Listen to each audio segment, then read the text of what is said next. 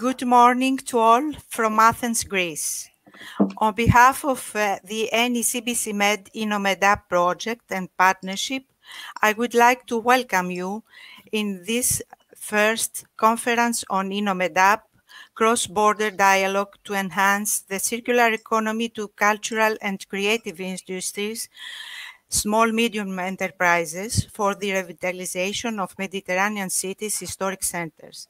Collaboration, networking, innovation, education, and know-how. The Today conference is organized by our friends and partners of Municipality of Prato. We are really sorry because we cannot be in Prato due to the pandemic crisis. Despite the pandemic circumstances, the INNOMED-UP partnership continues working and we are in Prato virtually with our heart and minds.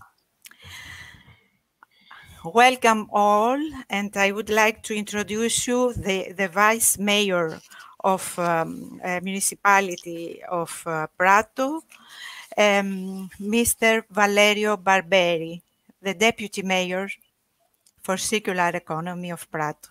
Please. Thank you, Sofia. Thank you to everybody. And I bring you the greetings also from the Mayor, Matteo Biffoni. And we're very proud and we're, to be part of this very important network and partnership, European partnership. And let me just present briefly the city of Prato. Of course, you know it, but maybe it's important and relevant to understand why the city of Prato is so involved and so deeply involved in the politics on circular economy. I'm Deputy Mayor on Urban Planning, Environment and Circular Economy.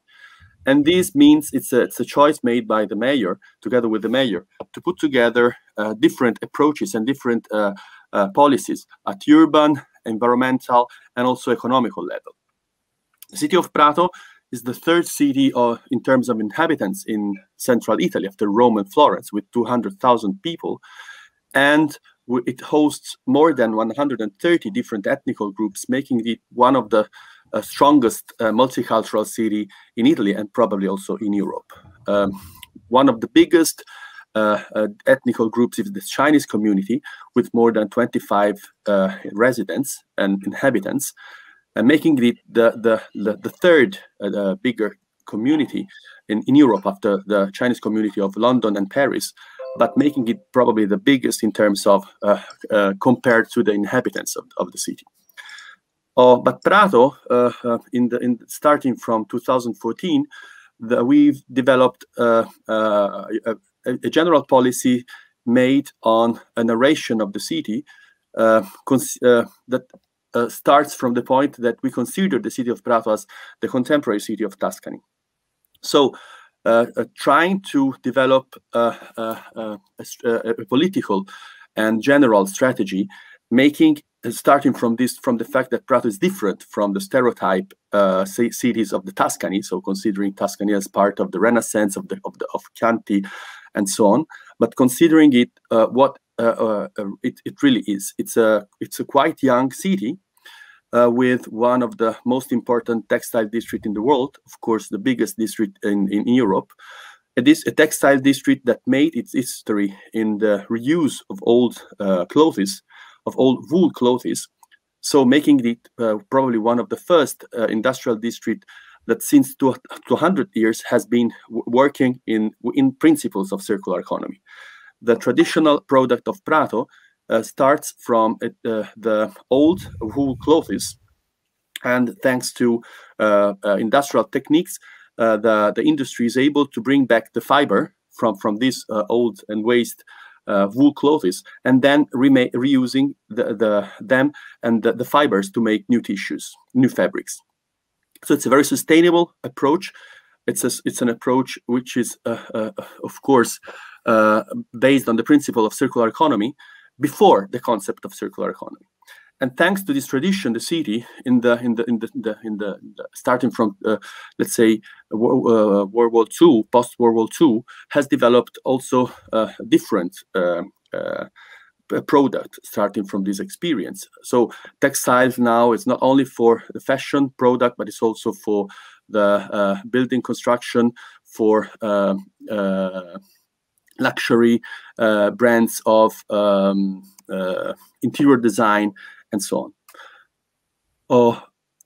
But I was telling you that starting from the experience of the textile district, the city actually has developed somehow a kind of behavior, a circular behavior for the reuse of urban fabrics. So in the 70s, in the city of Prato is the first where a theater was built in an old factory, in an old industry. The theater, the so-called theater Fabbricone. It's a very important experience in the field, in the history of theater, made by the director Luca Ronconi. And this was really the first theater that was made in an old industry, and it still exists, and it's part of the history of the theater, of Western theater. And thanks to this experience, so now the city of Prato hosts very important cultural and public institutions in old industrial buildings, like the textile museum, the main library of the city, the Chamber of Commerce, and so on. So this experience on circular economy has brought the city of Prato, starting from 2016, to be part of the partnership on circular economy within the Urban Agenda program, the European Urban Agenda program. And this has been a very important experience that creates a very important networks between the municipality, the research institutes, the university, and the stakeholders of the city within the city. But the participation to this partnership made it clear that the city has really a strong impact on the European strategies on circular economy. What was clear, and what was clear to the city of Prato in itself, it's the thanks to this participation on the partnerships, it became very strong the awareness of the importance of circular economy within the city, but also at European level.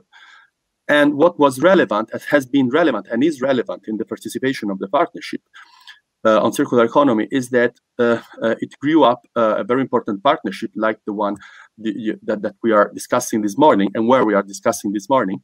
And so it's very important to create this kind of relation between different European cities, regions, and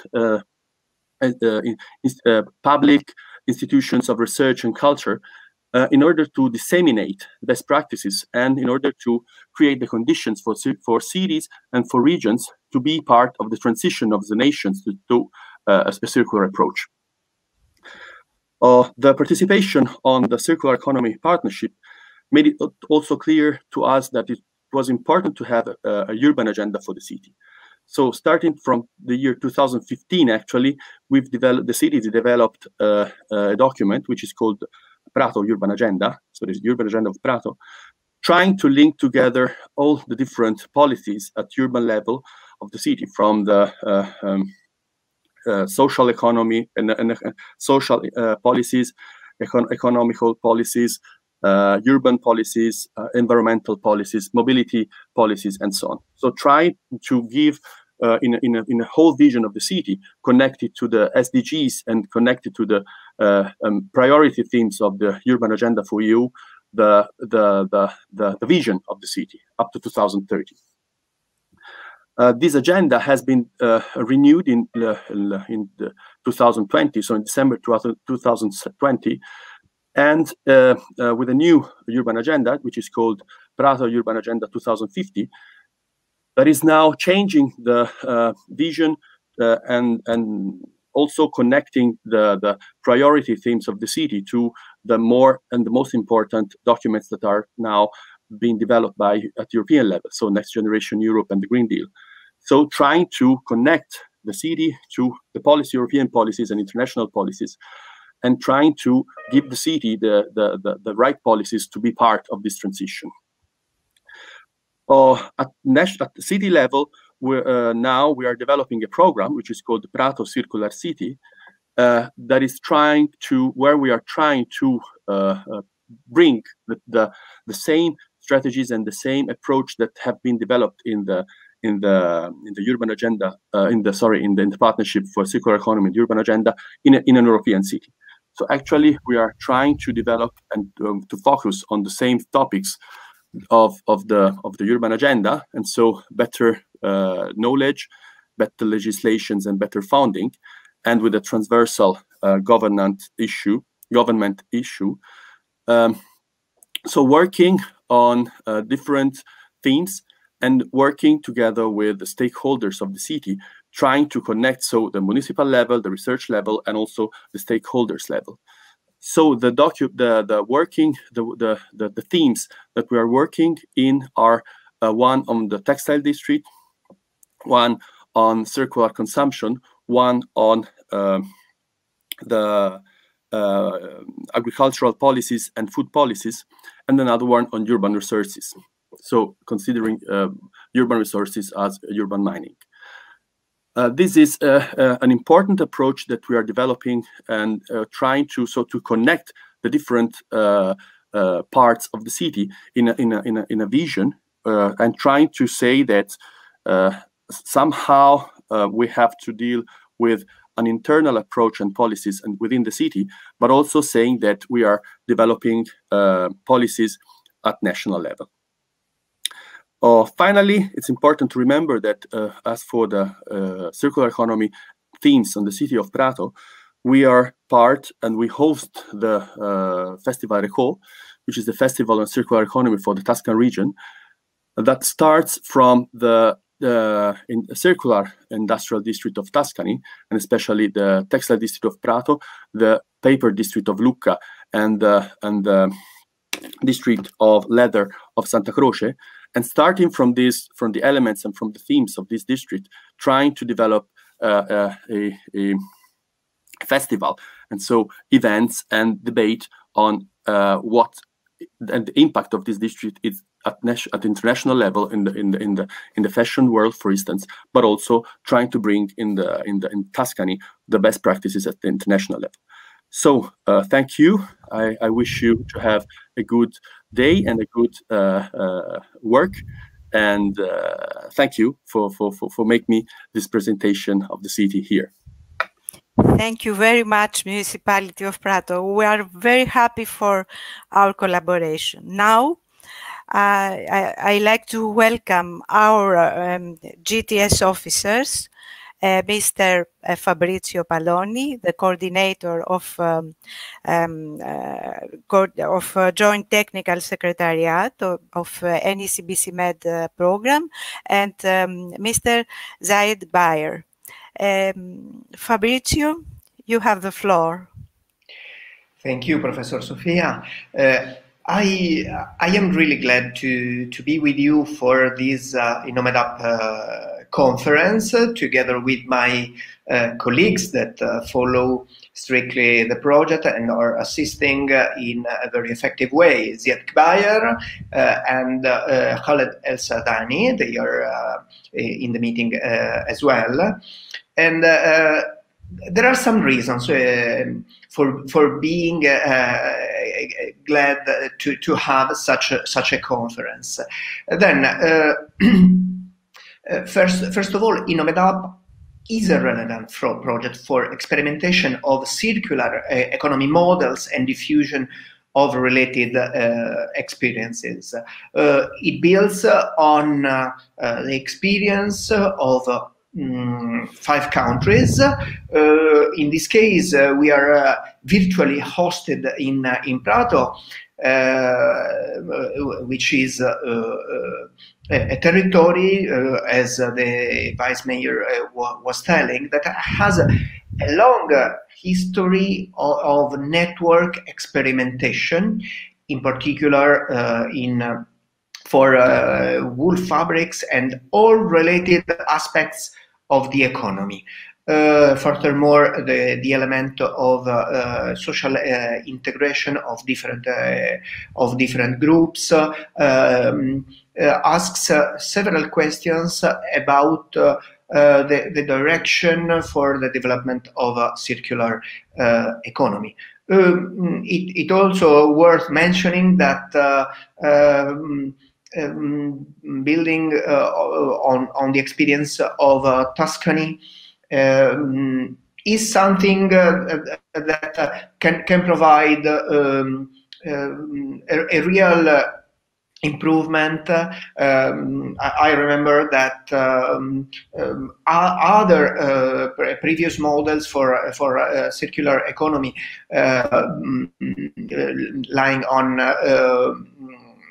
cultural heritage, material and immaterial, were done in particular in Tuscany. I remember that territorial cultural systems were applied in Tuscany, in the Val di Cornia, not so far from Prato, and were a first model. Now we are stressing more and more on a core sector that is the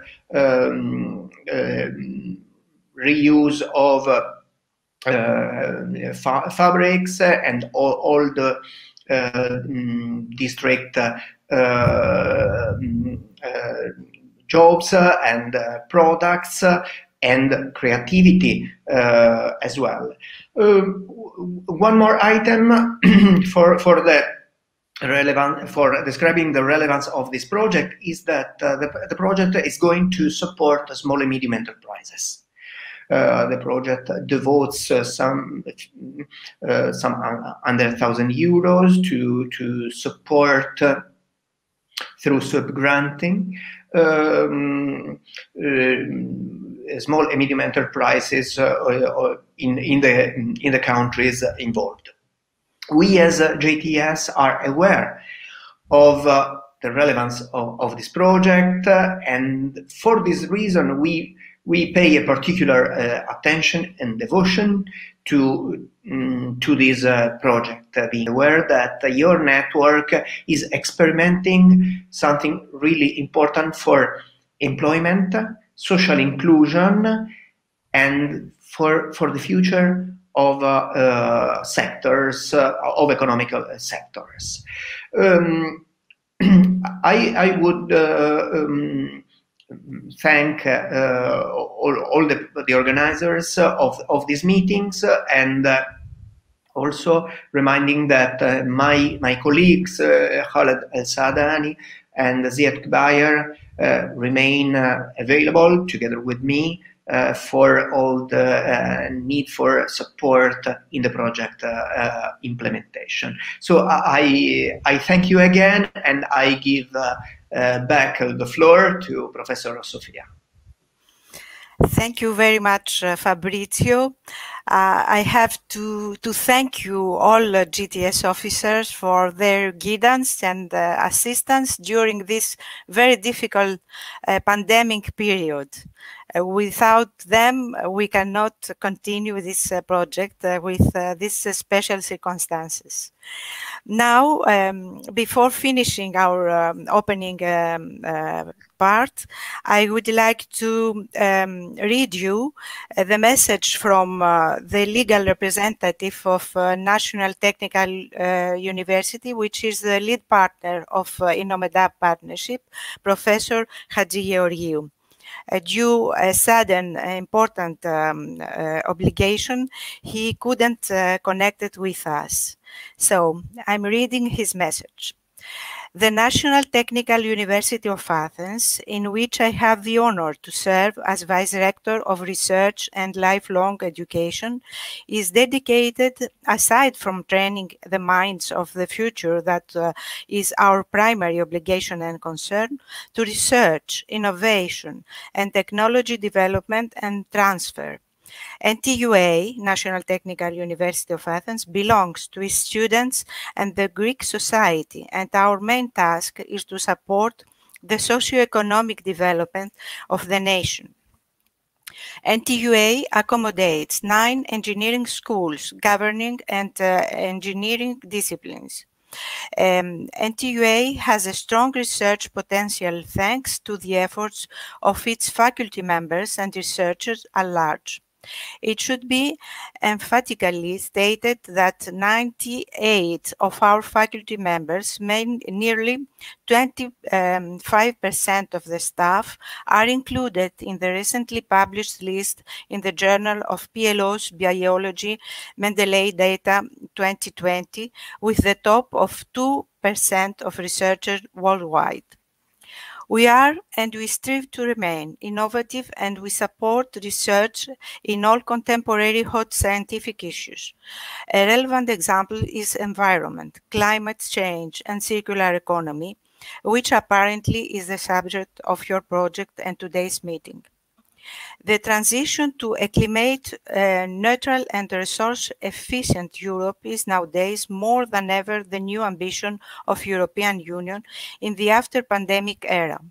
European Union will continue to lead the way to a circular economy at the global level and use its influence, expertise, and the financial resources to implement the 2030 Agenda for Sustainable Development and its Sustainable Development Goals in the European Union and beyond.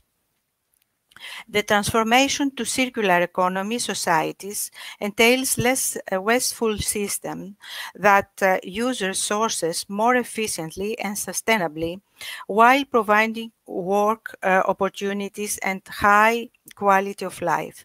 This is a key contribution to the 2030 Agenda, the Paris Agreement, the Convention on Biological Diversity, and the United Nations Convention to combat desertification. Reducing the consumption footprint and increasing the circular material use rate is a particular priority given the size of the demand, while raw materials will continue to play a key role in the global economy. Greece recently presented at the United Nations during the Climate Action Summit the proposal addressing climate change impacts on cultural and natural heritage. This proposal received the official support of the United Nations Secretary General, UNESCO, the World Meteorological Organization, the Council of Europe, and over than 100 United Nations member states, putting Greece among the leaders towards a better future for our planet. Having said that, I wish all the success to your meeting and to your project at large. Thank you. So now we are finished the opening at Sofia. Yeah. Sorry, I'm Khaled. Sorry sorry for my camera because I have very bad connection and very bad signal. Yes, I know, Khaled. Do you like to say something before before ending the welcome session? Yes. I would like to thank you and thank each partner in INNOMED-UP for the effort and the contribution to organize the first international conference, especially during this critical situation.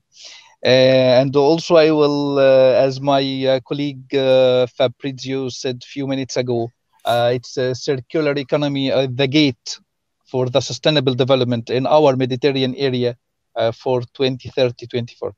So I thank you for your organization. Thanks to your team and to all staff working to organize this successful conference. Thank you very much. Thank you very much, Khaled. You are from Egypt now. And I would like to ask Zayed if likes to say a word. We have 2-3 minutes in order to finish our meeting, this opening section. Yes, Zayed? Thank you very much. Yes, thank you very much. Zayed is from Tunisia. Yes. Zayed is in Tunisia. Thank you very much, dear Sophia. I want also to join my colleagues Khaled and Fabrizio, our GDS coordinator. And I would like to congratulate all partners composing INNOMED-UP consortium for their efforts made to reach this first conference organized by the project. We know very well that you have been experiencing tough times during last year due to this pandemic, and the conference has been postponed twice.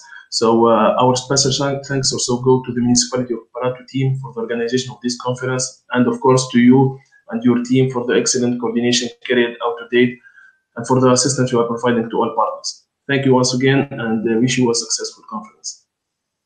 Thank you very much, Zayed. Now we have to leave the opening session and to give the floor to our keynote speaker, Mr. Jesse March, President of TCBL Foundation. So we will continue for the next steps. Thank you. We have to leave the meeting. Thank you.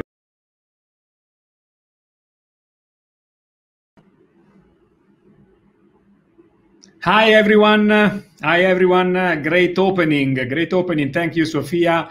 And so welcome to INNOMED-UP. We are here to promote upcycling, as Sophia said, in the circular economy through innovation and education for creative industries in the Mediterranean cities. This is the first conference, and my name is Lorenzo Sciadini, founder of Circular Camp, here with the role of facilitator.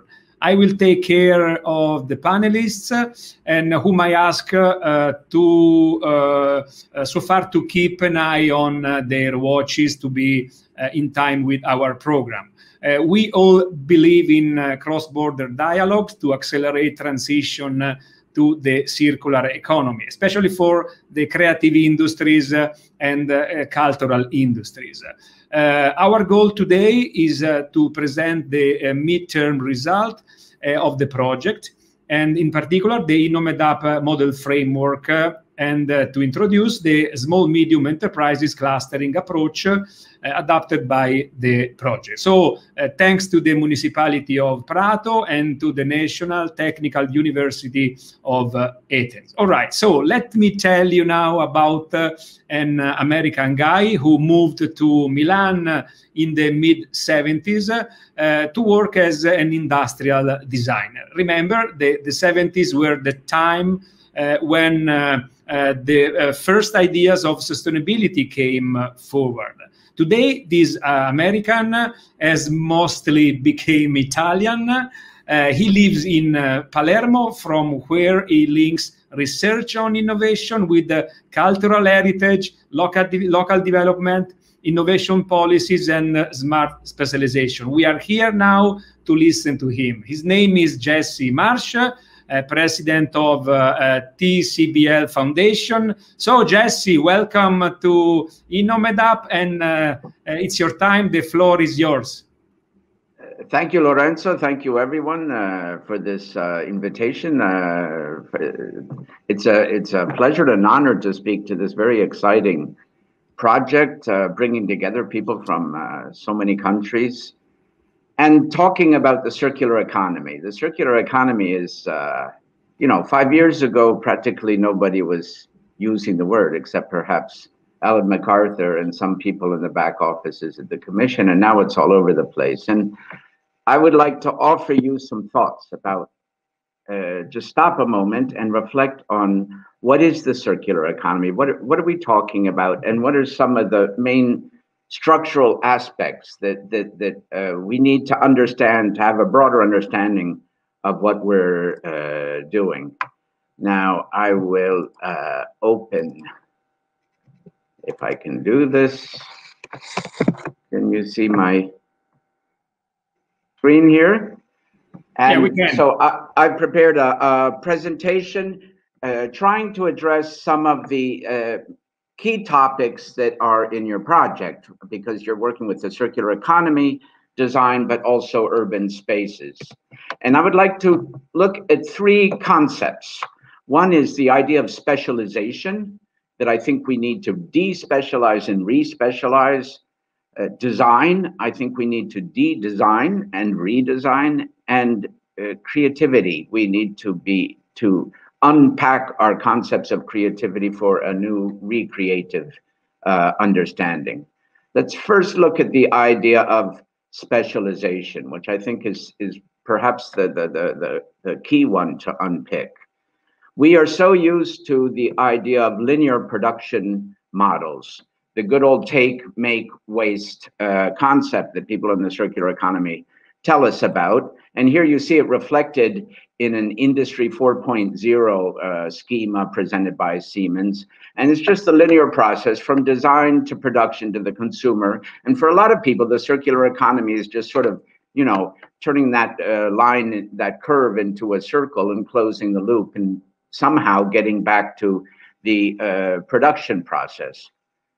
But circular production models are actually quite different. It's a quite different thing.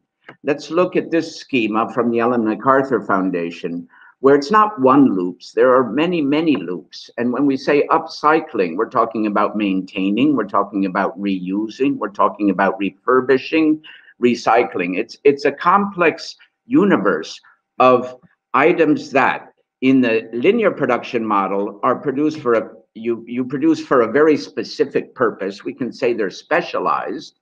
And here, the specialized purpose or use of a product or any kind of result of production is totally open to question. What will be the destiny of a shirt? Will it become a bag, a pair of pants? Will it become some insulation in a building? We don't know. So the idea of specialization, which drove the whole process of producing that shirt, is thrown into production, into question.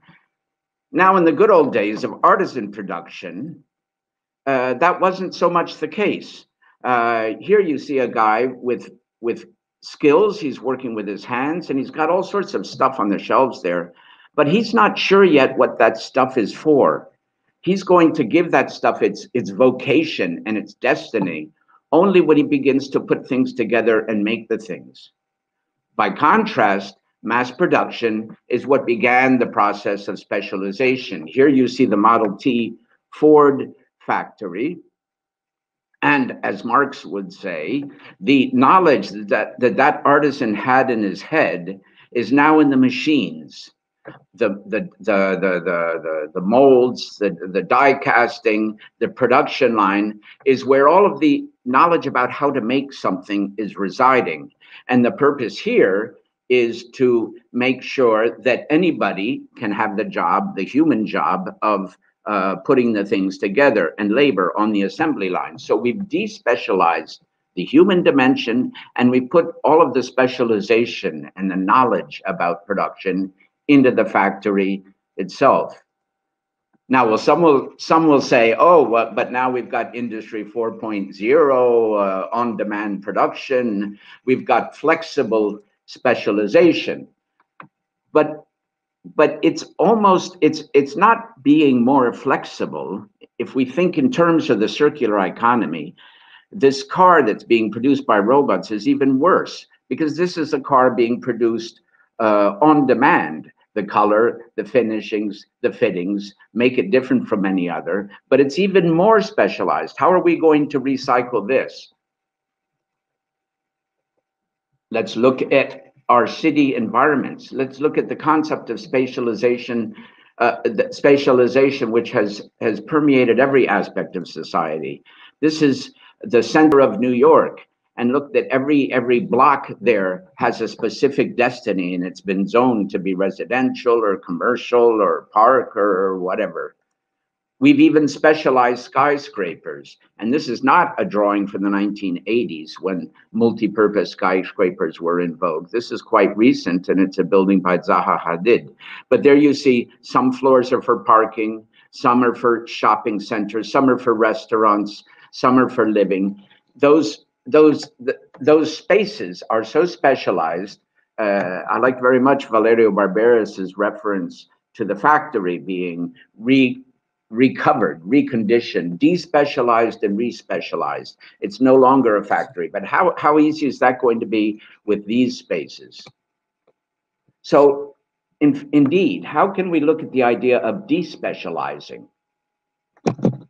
One example is the Renaissance Palace. Take a look at these spaces. Not so the factory that Barberis was mentioning was indeed quite specialized, but once you took the guts out of it, it looked a little bit like this. And this is Palazzo Farnese's from the Renaissance period. And these rooms do not have bathroom kitchen, library written on them. They are spaces. And the way those spaces are lived depends on what happens during the day, depends on the organizations, depend on who the Mr. Farnese, whatever he was, had invited over for the day, what his business was during the day. These are flexible spaces that can be re-specialized on demand at the moment. So they can be, in a certain sense, upcycled. The same with this square, going back to the question of urban spaces. This is Piazza Navona, again in Rome. Sorry, all my examples are from Rome, but look here. In this square, you probably have all of the functions that were in Zaha Hadid's skyscraper. But in 2 hours, you could have different functions. You could have a restaurant tables where the painters are. You could, and you look at those buildings, you don't know if behind those windows are offices or apartments, or in 5 years, it may be totally different from what it was before. So these are spaces, they are not generic spaces that don't have a personality, that don't have a space, but they are not, their vocation is open to adaptation on the moment. And here, finally, here's a positive example, which is again a fab in Rome, but it's a fab lab. Here you have a space that is totally despecialized and allows people to re-specialize it. The equipment in here are 3D printers, laser cutters, machinery that can be quite advanced, but whose vocation is quite open. And the people here, these are normal citizens from off the street who are learning to use these machines and to make things, make whatever they want with them. So we do have the possibility of ideas of respecialization. 3D printers use PLA, which is recycled plastic. How could this kind of model perhaps be penetrate the circular economy thinking? Now let's look for a moment at design. I think most of you are designers or attending a design school or have something to do with design. As Lorenzo said, I was a designer way back. So I do have my opinions about what, and in my day, we were sort of professional designers. You learned to be a designer. You said you were a designer because your role in the linear process was sort of at the very beginning. You would design a product, or your client would come to you and say, I need a chair, or I want a ceiling fan or whatever, and you would design it. And then the whole linear process would go off. And what you designed would remain a chair or a ceiling fan or a shirt. The intentionality of despecialization was not built into the design. But let's look at what happens in circular economies. Here again, you have the schema from the Ellen MacArthur Foundation. Each one of those moments, each one of those arrows that branches off from its original path is a moment of design. It may not be a professional designer doing that, but it's a design moment. Every time you refurbish or manufacture, somebody is designing, somebody is giving the new life to something. Every time you extract feedstock and feed it into a new process, you're making a design decision. Every time you repair something, you're designing. And in fact, let's look at processes of reassembly, of repair, of upcycling.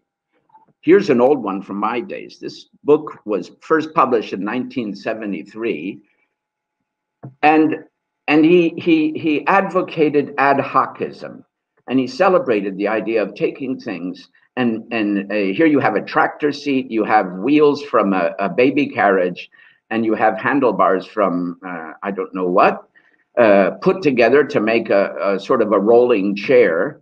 And his idea was that things should be taken away from their original purpose and readapted and juxtaposed in new ways, and that this was a sort of a democratization of design. And I think that has a new relevance today, such that when I went to look for this cover, I was surprised to see that MIT Press republished this book only 7 years ago. So 40 years after its original publication, it's getting a new attention.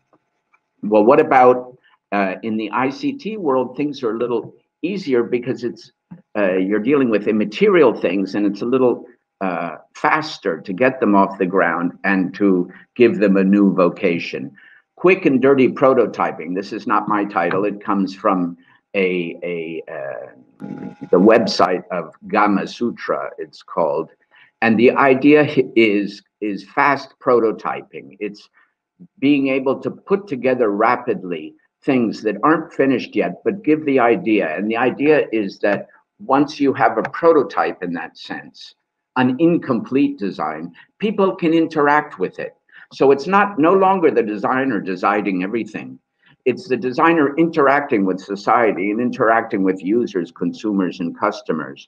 And we can imagine that kind of process is driving the circular economy with people interacting with products and designs as they are being shaped. And in fact, a very similar concept called perpetual beta. This was formulated around the year 2000 with the concept of Web 2.0 to say that something was never finished. And in fact, the idea of perpetual beta has become a concept for basically the entire organization of work. Perpetual beta is what programmers say when something is almost ready to be launched on the market, but expert people are able to test it. You may have been offered to test a beta version of some software you use. And the idea of perpetual beta is that you never totally finish it. You're continuously improving it. You're continuously upcycling it. And it never becomes a final finished process. It's a continuous process of design. And in fact, what we're seeing, and this slide shows it, because as against routine standardized work characterized by labor with all of those horrible words where machines take over, here again, we have humans are better and we have talent driving the process, which means that the circular economy is very design intensive. Design is permeating every aspect of the re-specialization, of the redefinition of the vocation of something. Now, there are historical models we can draw on. The idea of frugality is something that we could say our grandparents taught us. Make, do, and mend. This is a wonderful little pamphlet that this image here is from the Imperial War Museum of the UK. And this was the kind of thing that was published during the war in the 1940s, giving creative ideas of how you can mend clothes, how you can, and where the idea of mending or shortening something or adapting it to fit somebody else was actually a creative task and actually part of the design, and actually a re-specialization, as upcycling might be. And here actually I'm touching also on a tradition of Prato, which got its original vocation, from what I hear, because all of the clothing that Americans donated after the Second World War was dumped on Prato, and they learned there to disassemble clothes. They learned to adapt them to different body sizes, because Italians were quite different than Americans at the time. And this make, do, and mend mentality was this mentality of readapting and of upcycling is really in the DNA of Prato, since I guess that would make it over half a century. But it's coming back. This is jeans with sashiko, which is a Japanese technique of where you see these stitches, which is used to creatively mend a pair of jeans and turn them into something totally new and different. And this kind of creative mending is coming back, and it's very much part of the circular economy in its anthropological sense of becoming a new culture where design is built into the way people act. And here we are far from the production line. We have citizens, and in this case teenagers, who are actually part of the production process. So what about creativity? We need to also perhaps rethink creativity if we are deprofessionalizing design and trying to make it an integral part of society. Again, way back in my day, but this was, I guess, in the 90s, there was beginning to be talk about creative cities, as though a certain urban milieu could contribute to people being creative and cities being able to be resilient and respond creatively to the challenges they faced. This comes from Charles Landry, who is the one who invented the concept. And you see on the left some of the features that he mentioned that were part of an urban environment that stimulates creativity. And we heard from Mr. Barberis earlier about how Prato wants to be an urban environment that stimulates the circular economy. I think it could be interesting to try and get a structured view of this idea. What features should a city have to promote the circular economy? And in that case, we need to look again at creativity, because there are creativities. This schema shows how different countries have different types of creativities. And the Lewis model identifies 3 types: the cool, factual, decisive planners in blue, the courteous, amiable, accommodating, and compromising ones in yellow, which is the Asian model. The blue is sort of what we would call the Nordic model. And the warm, emotional, loquacious, and impulsive model of creativity, which is the one at the top in red. And I think most of you would recognize or associate that with the Mediterranean model of creativity. And this is to say that in approaches towards the circular economy, there's not one approach, there's not one creativity, there's not one design culture that we can imagine permeating a sort of anthropological approach to upcycling. There are many, but if we want to look at the way the world is configured, look at the Mediterranean on this map, and it's all red. So let's celebrate, let's be proud of our approach to creativity, our approach to the circular economy, and demonstrate through facts, through the work that you will do in this project, that it can be an effective answer to the challenges we face. So respecialization, redesign, recreativity, and thank you very much.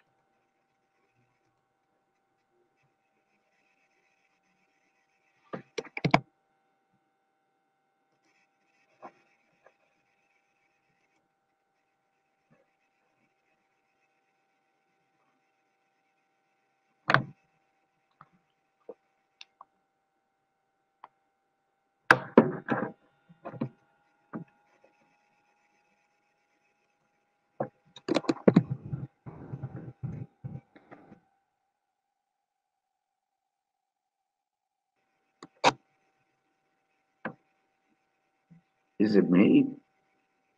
Lorenzo, your microphone is muted. That's what it is.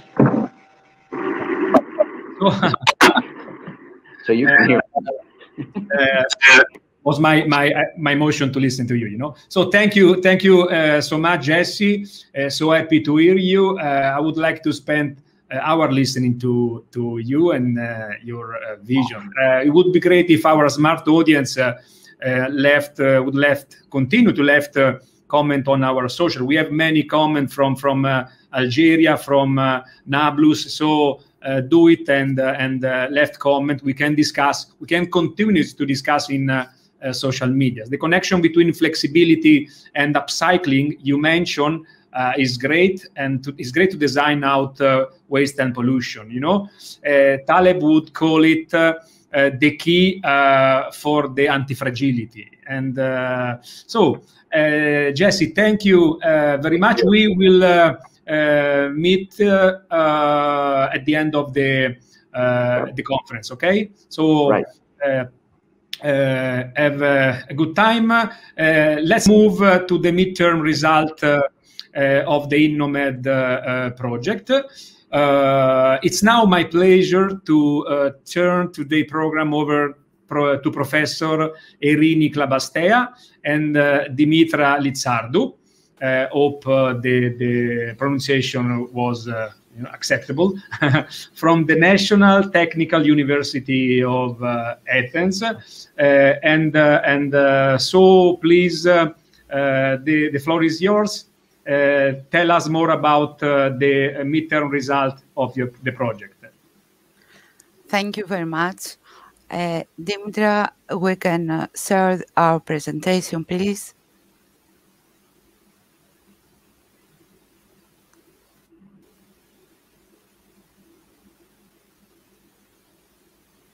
Dimitra? Yes. We can do share. you see? Okay, okay. Okay. Ladies and gentlemen, dear colleagues and friends, thank you for joining us at the first INNOMED-UP Project Conference 2021. I am Irini Klabastea, Associate Professor at the National Technical University of Athens.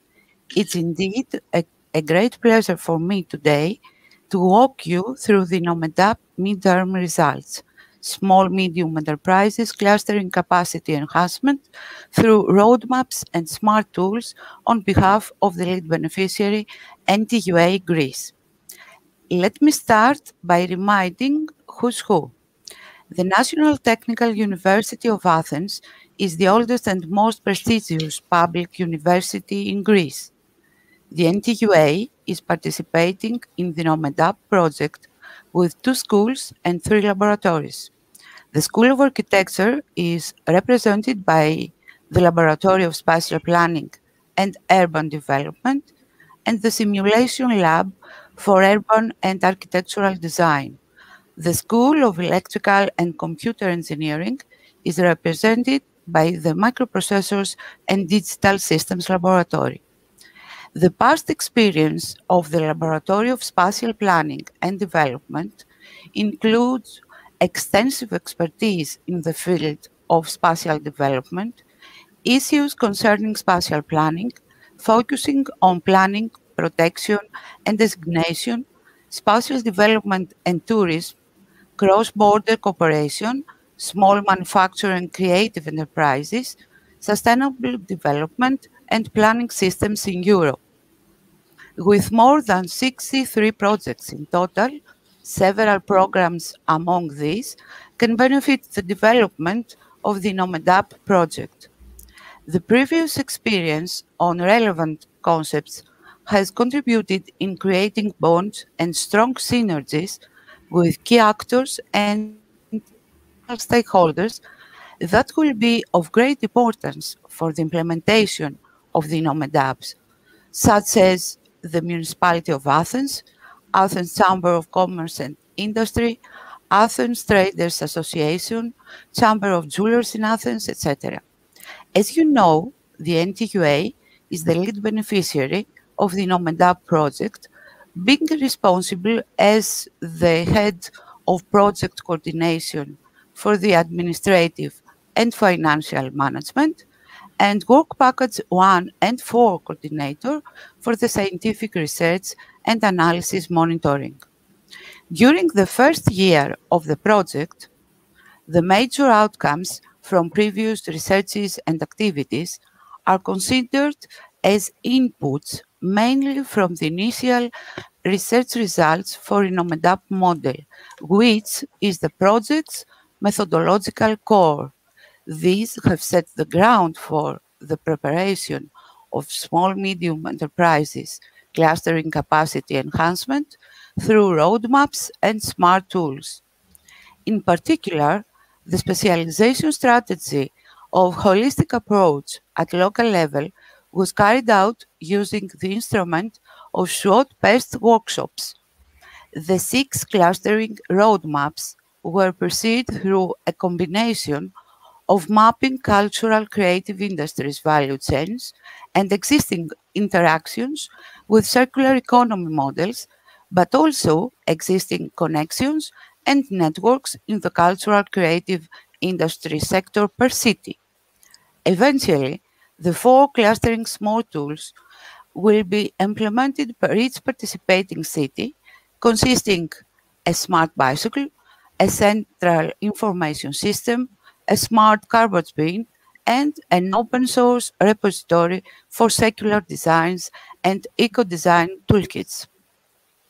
So, let me be very clear about our research results achieved so far.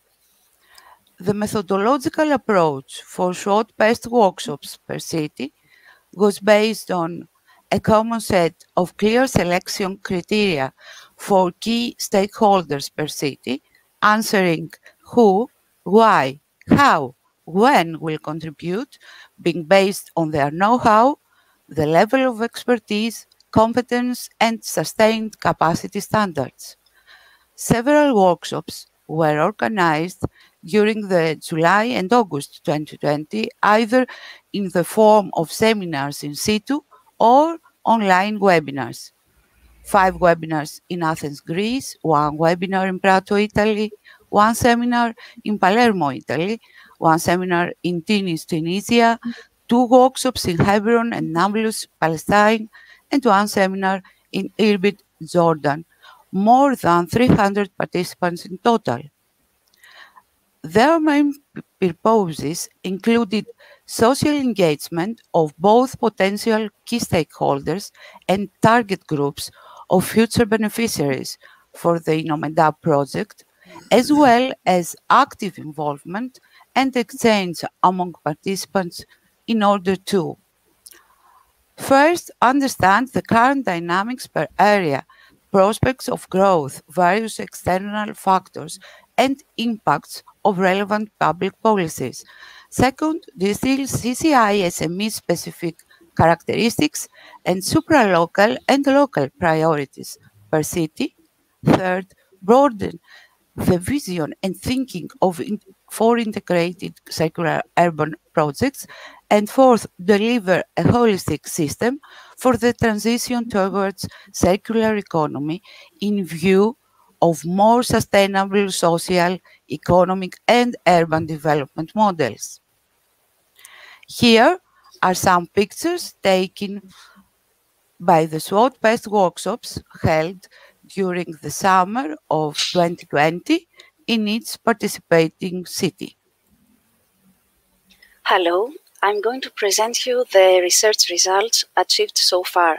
So the SWOT-based results set the key priorities for the specialization strategy, and they highlighted the perceptions of circular economy per city, the barriers and motives to move towards circular economy, also the good practices and synergies among upcycling, creativity, urban settings, but most of all, how the small-medium enterprises can overcome COVID-19 challenge. In this context, our research has shown the need for establishing circular economic concept effectively, for best practices to integrate upcycling in creativity, design, innovative production, for networking opportunities in med cities, the role of planning, the need for better regulation and legislative framework, better funding and support of businesses, better knowledge. It also raised the issue of waste disposal, broader collaborations in fields such as consumption awareness, the know-how repurposing, the need and the role for institutional stakeholders to support initiatives, the coordination among authorities in order to assure the consideration of circular economy in their future planning. What was our methodology for specialization strategy design? It was based on answering certain questions, such as what, by studying the existing policies and best practices, answering which and where, by forming a general categorization of local CCI SMEs, answering why and how, by concluding on a classification of local CCI SMEs. In brief, the research conclusion have been the following. The cultural creative industries remain an important and dynamic economic activity at Mediterranean level, and it is a critical part of domestic industries and tourism sector that is linked to history. There is a strong interest for synergies, especially from the youngest creators. There are also opportunities and obstacles in the access to new knowledge, to training and financing. there is a need for joint effort from society, administration, and policymakers. There is a need to enhance sustainability of urban heritage elements through new circular economy opportunities. But most of all, this transition phase has to be practical and tangible for the whole population. So our strategy aims to provide a guide for a new industrial symbiosis to facilitate this shift from a linear to a circular production model. These are the conclusions that have emerged. A wide variety of practices, projects, and initiatives have been detected.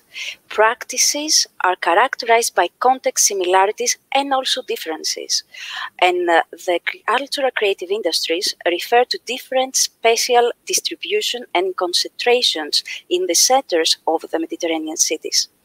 There are also various ways that these selected practices may contribute to circular economy through employing digital fabrication techniques, the final product that can support a new lifestyle, the contribution to education and awareness with events, workshops, or the promotion of cultural innovative products, deploying business collaboration, promoting solidarity, and most of all, sharing economy.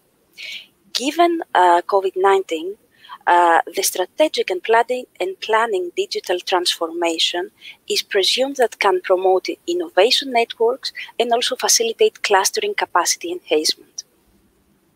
The methodological approach for the CCI-SME's clustering roadmap is based and takes full advantage of two previous preliminary surveys that focus on mapping value chains and existing interactions with the circular economy models, mapping existing connections and networks in the CCI sector per city. And also additional information is going to be gathered from targeted from targeted interviews. And this pool of interviewees consists of CCI SMEs that are already engaged in circular activities or have a potential to do so. Also key stakeholders and other informants. It will be the same pool from which we are going to draw the future beneficiaries for pilot innovative products, for vouchers, for financial tools. The visions, the objectives, the actions, the calendar of implementation for culture, creative industry, small, medium enterprises clustering in med cities will be defined in a way that it can bring innovation through circular economy. And please remember that clustering has a twofold purpose. The first one is to facilitate the SMEs access to innovative new business models. And the second is to promote social inclusion and sustainability. As for the next steps, we should note that the specialization strategy and clustering roadmaps will be applied in order to boost and retrofit the socio-urban circularity workshops, the pilot clusters, innovative products, reuse open market, the training activities, the innovation vouchers and the financial tools, and also the INNOMED-UP model for the Mediterranean area, through which the digital transition it is expected to be achieved.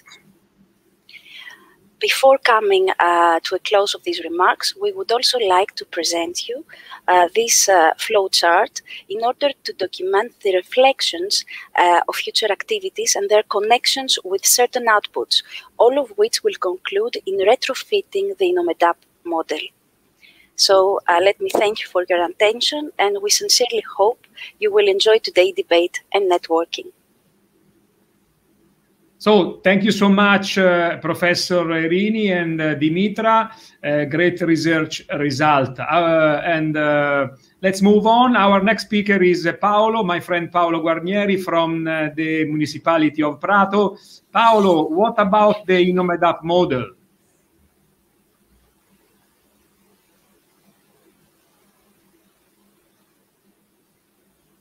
The mic.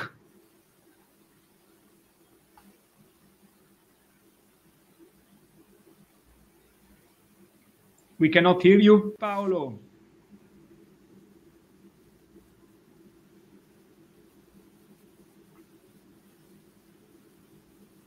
So I think we should move on, and till Paolo is managing the issue with the mic,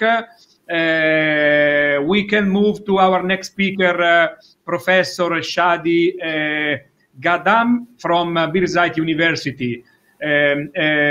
Professor Shadi, my association, works on how to finance circular economy. So this is the contribution of your speech. How to access to innovation and finance. You have the floor.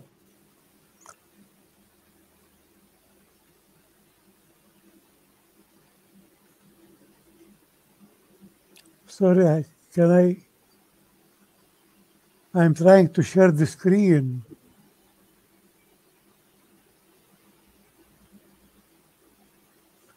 Do you hear me?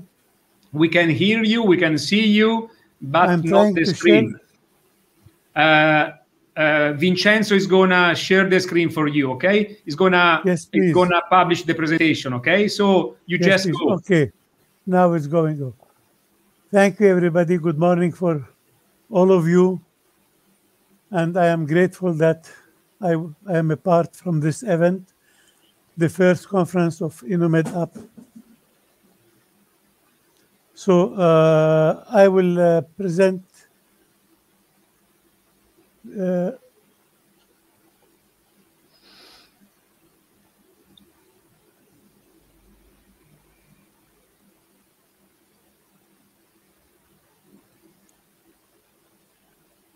I have a problem with moving this.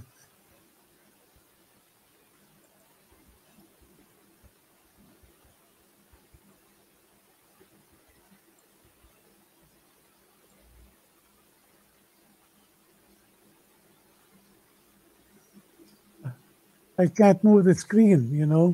So Vincenzo, you just look at your screen, and Vincenzo is moving the presentation, okay? Okay, thank you very much. Okay. So you just ask for the next slide, and Vincenzo is going to move. Yes, I will do that. Thank you very much.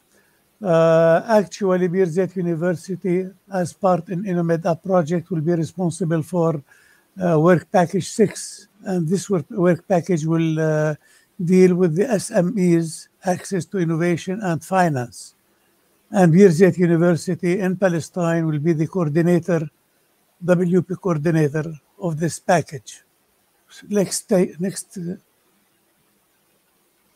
The final beneficiaries expected from this work package are approximately 60 CCI SMEs from all projects partners. We will use several tools, from special training for CCI SMEs to innovation vouchers to mentorship and guidance schemas. Next. The work package includes 3 parts. The first part, or the first output, will be training activities for SMEs in each participating city. The second is the producing of innovation vouchers. And the third will be access to cross-border mentorship schemas and the new financial tools. Next. Output 6.1, the target group is the CCI SMEs and the spin-offs in the 6 participating cities. The target group involvement will be in participation in the training activities as final beneficiaries in order to develop innovation strategies with a specialization in circular economy. Next. Actually, we already started our activities in this work package during the first year. We started at month 10 with drafting general guidelines for training activities structures. This we finished, and we are expecting the CCI SMEs will be introduced to the subject of circular economy, resource efficiency, and eco-innovation with the aim to understand business opportunities in this sector. The second activity, which is ongoing now, is the preparation of training material in a program and selection of experts to participate. Each partner will prepare the training material with targeted CCI SMEs resulting from the drafted roadmaps and find needed experts. Next. Also, we will have the preparation and organization of local training activities. It will start at month 16 and will end at month 18. Each partner will appoint a local organizing committee that will be responsible for the all training logistics. Also, after that, we will go to staging of the training activities in the 6 participating cities. So 10 plus SMEs per city will actively participate, and those will be encouraged to join the pilot clusters and submit proposals to be granted cross-border innovation vouchers. Next. The output that we received from the first part of 6.1 are innovation and production design, marketing and networking, technical capacities and recycling and machinery. They will be covered in 10 days program with general objective of trainees are expected to be able to produce innovative, creative, cultural, and eco-friendly products that have been appropriately priced, packaged, and delivered.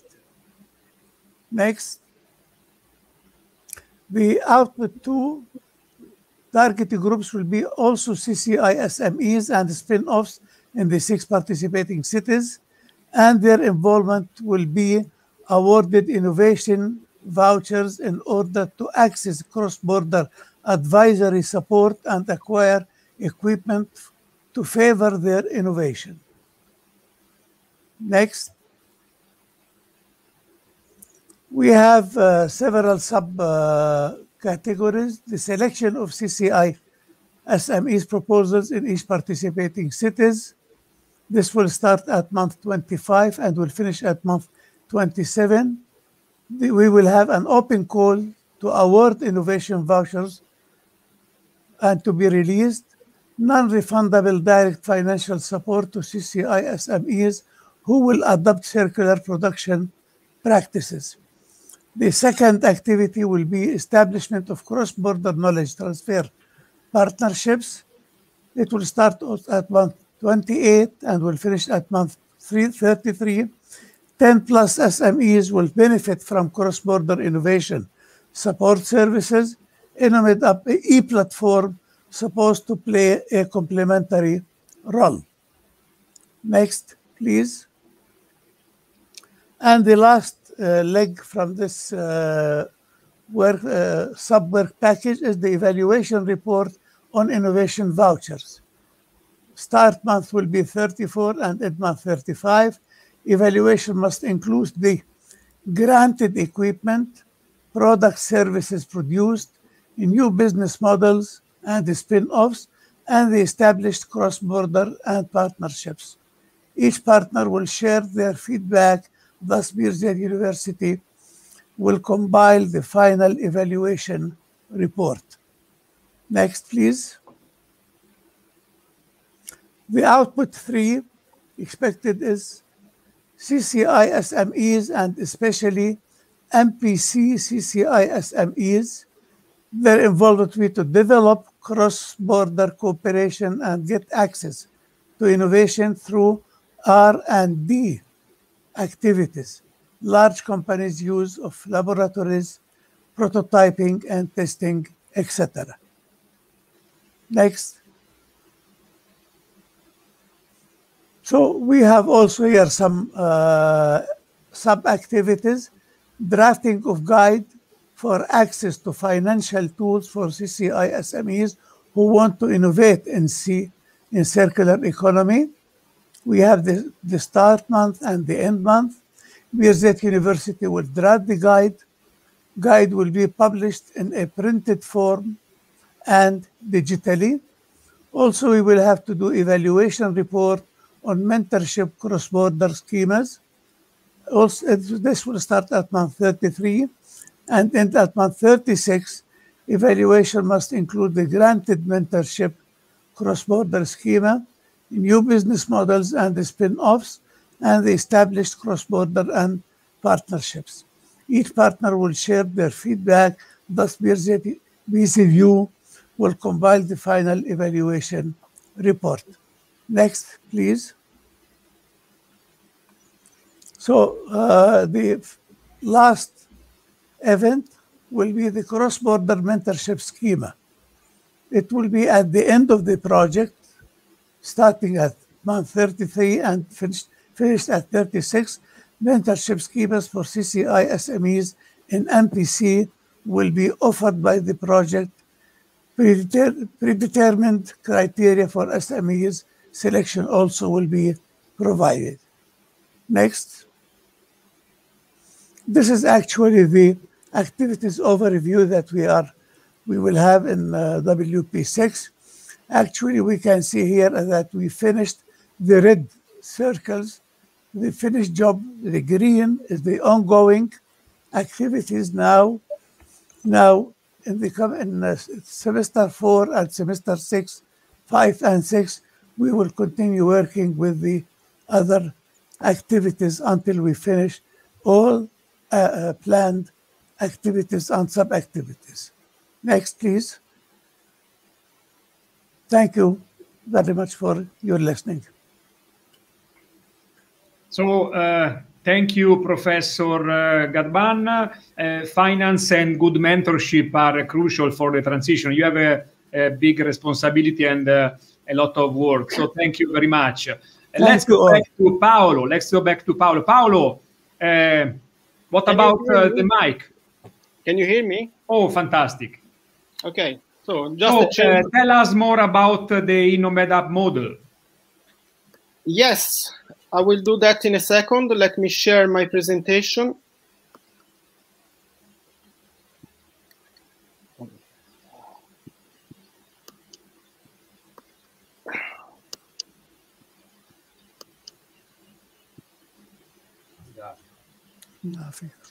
Is Vincenzo doing it for you? I should be able, but I don't see my Adobe. So, let me do like this. Do you see it? Can you see it? No. No. Okay. What is that? I'm trying all the way. Maybe Vincenzo will do it for me. Vincenzo, can you do it? Vincenzo is going to advise you to open the PDF. Sorry, I'm doing that. I'm doing that. Yeah, it's coming. and go in the second screen. Do you see it? No. Not yet. Not yet. Okay, Vincenzo is doing it for us. Oh, I'm sorry. I'm so sorry. Okay. If you want to start with the comment. Yes, yes, of course. I want to thank the previous presentations from Professor Calabazzea and Lizardo and Shadi. Also, I want to connect back to what the key note speaker was saying, that developing a model for the circular economy is no linear task. As a take my pun as a literal, as literal as possible, because what we are doing now in INNOMED-UP is that we are doing two preliminary phases of developing the model. So you can go to the next slide, Vincenzo. Actually, before defining the model, we are doing a first phase of appraisal of what is the context within the 5 cities, the 6 cities that we're dealing with, and in terms of policies, in terms of trends, in terms of what is the economic issue in these cities. The model aims to give a framework for Mediterranean cities to manage waste at the urban level. And also it aims to be the product, the end product, but also the lively and ongoing contribution to the debate how to make the Mediterranean area a circular area of excellence worldwide. So next slide, please. As you see, our consideration for the model is that we take into account many more things that a single enterprise could take into account. We deal with, of course, material flows, but also we take into account social features, the actors, all-round actors. This can be economic actors, but also social actors and institutional actors. We take into account SMEs, what they create and what they cannot recreate. And we take into account what is the political and the policies background in each and every region of the project. Next slide, please. To do this, we have made a comprehensive review of the context in the different regions of the project.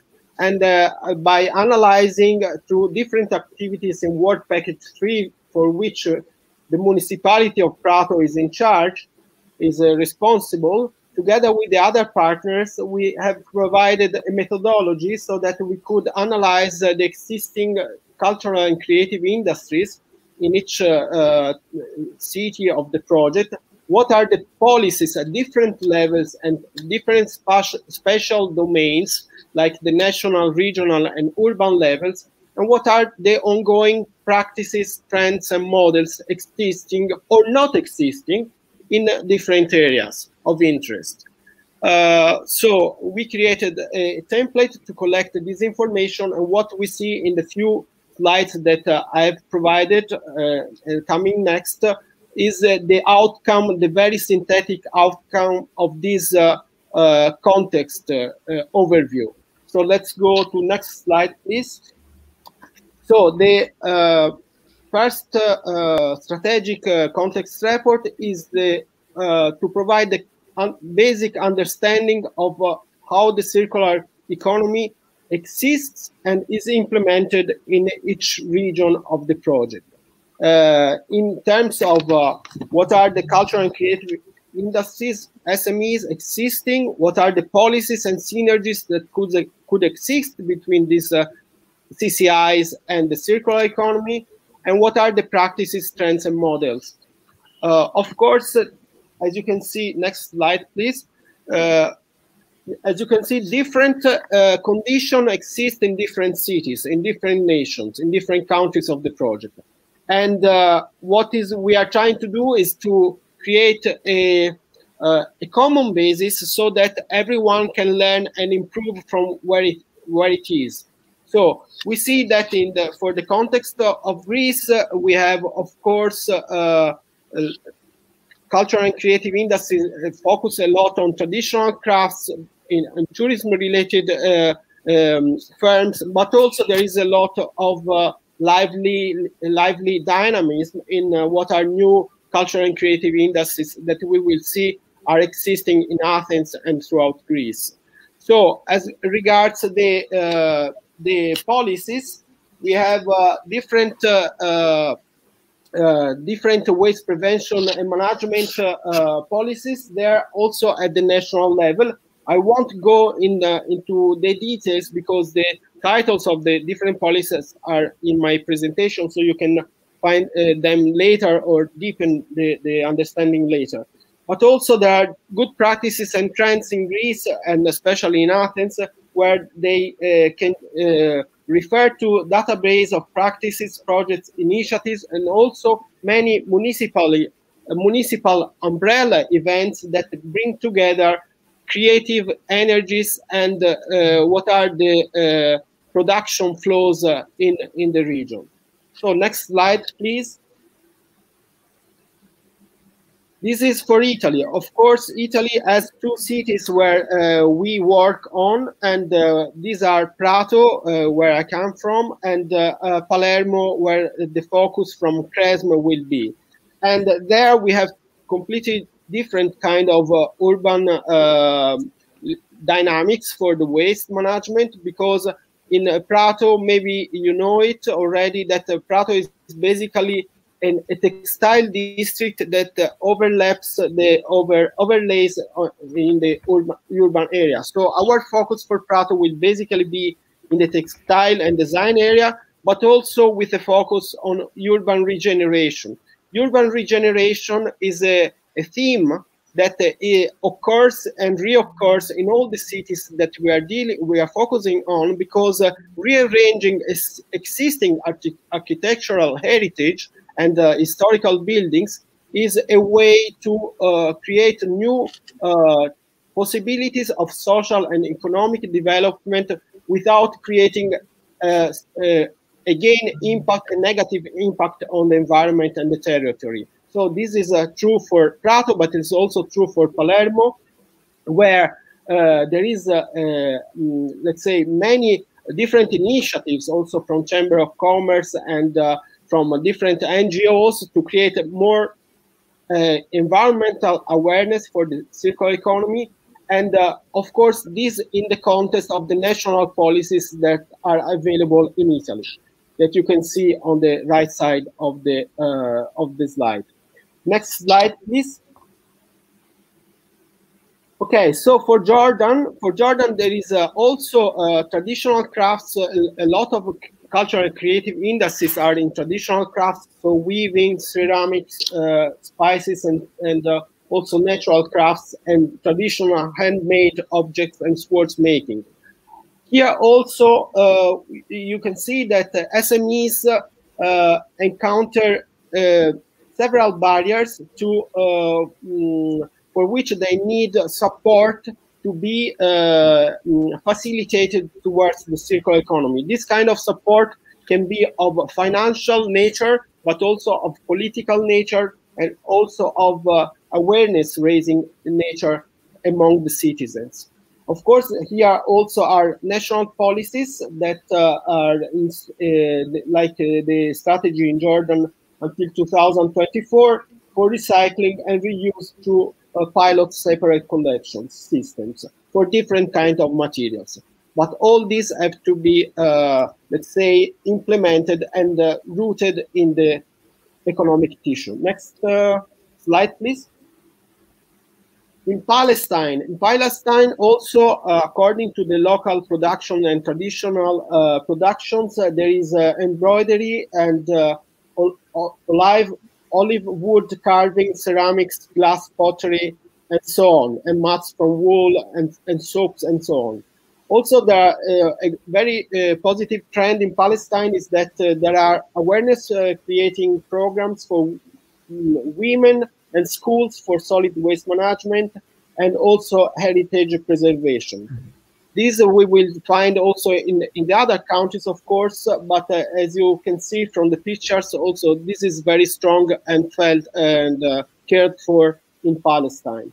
There are policies for solid waste management and also integrating sustainable development and clean environment for the rights of current and future generations. So next slide, please, Vincenzo. So finally, in Tunisia, there is a strong, a very intense area of creativity in Tunis. In the Medina, we will see the geographical focus of the project will be in the historical center of Tunis, where basically craftsmanship and craft trade in different areas, like you see here silver objects or musical instruments and so on, are and shoemaking also are very, very much diffused and available. So also here we have awareness creating programs for women and schools, and so here I have probably a refuso. Is the same as for Palestine, but also here there are lots of awareness raising activities for women in schools, also in Tunisia. And the policies are different at the national, mostly at the national level. So next slide, please. We go now from the context to the frameworks. So the context up now was analyzing what is available in the territories of the project, and the framework is trying to figure out what will be the focus of the project to develop the pilots and to develop the new value chains which are circular in the regions. So let's go to next slide, please. So this is the focus for Athens. It's in the center of Athens, where, as I was saying before, so different activities in jewelry, clothes, leather, microclusters for upcycling are available. And also there is possibility for material flows to recover lots of materials like biodegradable waste, paper, plastic, ferrous metals, aluminum, and so on. What is interesting is that the city is doing umbrella events and policies to support the development of creative circular value chains, to also through a network of maker spaces that are put together, that are put in connected to collaborative platforms. On the other hand, there is so to say, a low awareness and sensitivity from the side of the citizens, where you see consumption partners that affect so many different also psychological and social elements affect the behavior of the citizens as regards the attitude towards circular products and the management of waste in the city. Next slide, please. So this is Prato, the second city after Athens in the project. And then we have another 4, so a total of 6. And here the focus is also close to the city center, which is a common feature for most of the cities of the project, where we are, there is a lot of urban regeneration that is being implemented, also to host new circular and creative SMEs that are trying to different activities, also artistic activities, to find new ways of upcycling the material, the textile waste that is affecting the urban territory. We have a special problem in Prato because textile waste is very much, lots of tons are created all over the city, and we have currently environmental issues because this kind of waste is considered special waste and cannot be dismissed easily or cannot even be recycled easily. So we need really a creative boost, creative ideas to deal with this very significant material flow in the city. Also, we can consider that every person on the average in Western countries is throwing away around a few tens of kgs, 40 kgs in the States, for example, per person in the year. So this creates huge material flows that are affecting the environment. Next slide, please.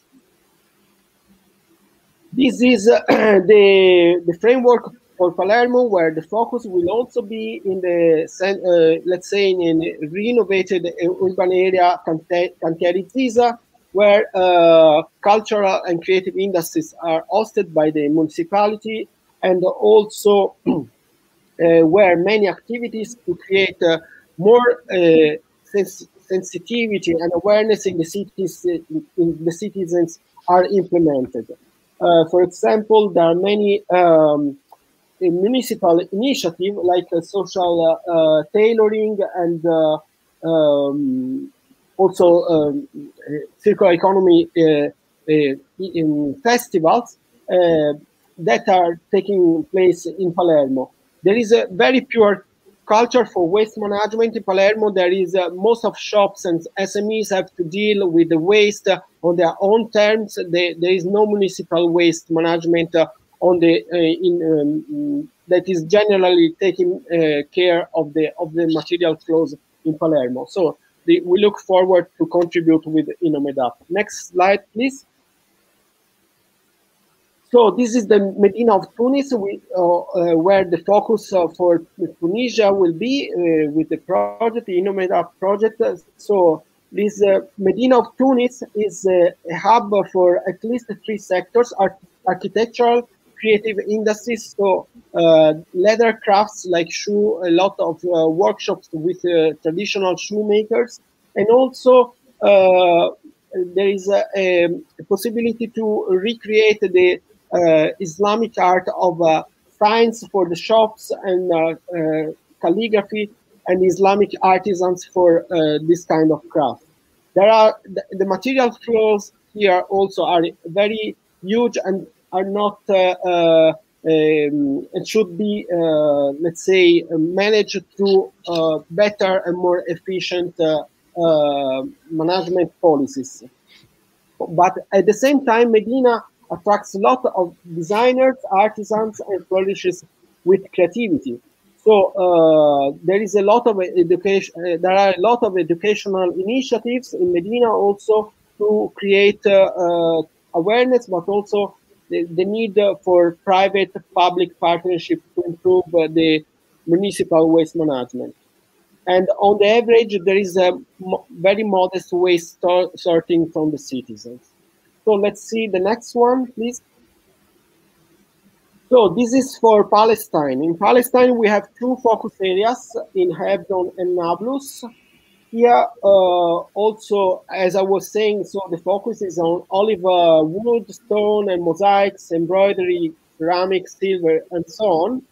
And what is interesting while we were analyzing the context in Palestine is that while on one hand the citizens have poor environmental awareness, the older generations had a tradition of recycling practically everything. So there is a need also to go back to these practices, and because the material flows are very significant here as well, especially from carpentry and plastic stones, and also from agriculture, like the remnants of olive oil production, which regularly go to pollute the streams in Palestine.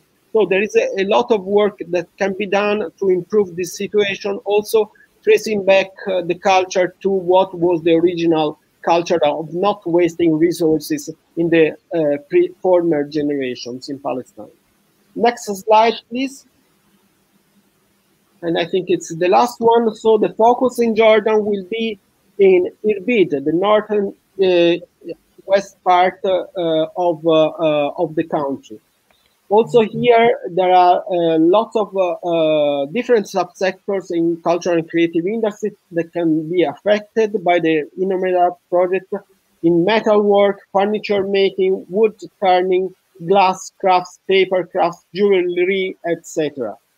So here we have that although there is SMEs awareness about environmental issues, there is also problem. There are problems in higher prices for recycled items, and also the consumer perceptions are that recycled items are lower value items in comparison to virgin items. So there is a lot of work to do also in this area at the cultural levels.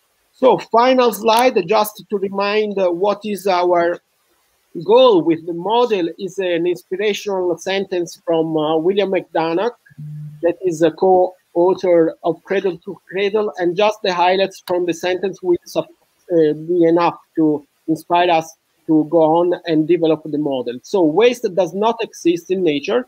One organism's waste becomes food for the other. And so waste, in a way, equals food. Thank you for your attention. So thank you very much, Paolo. Very clear and detailed model and a huge program.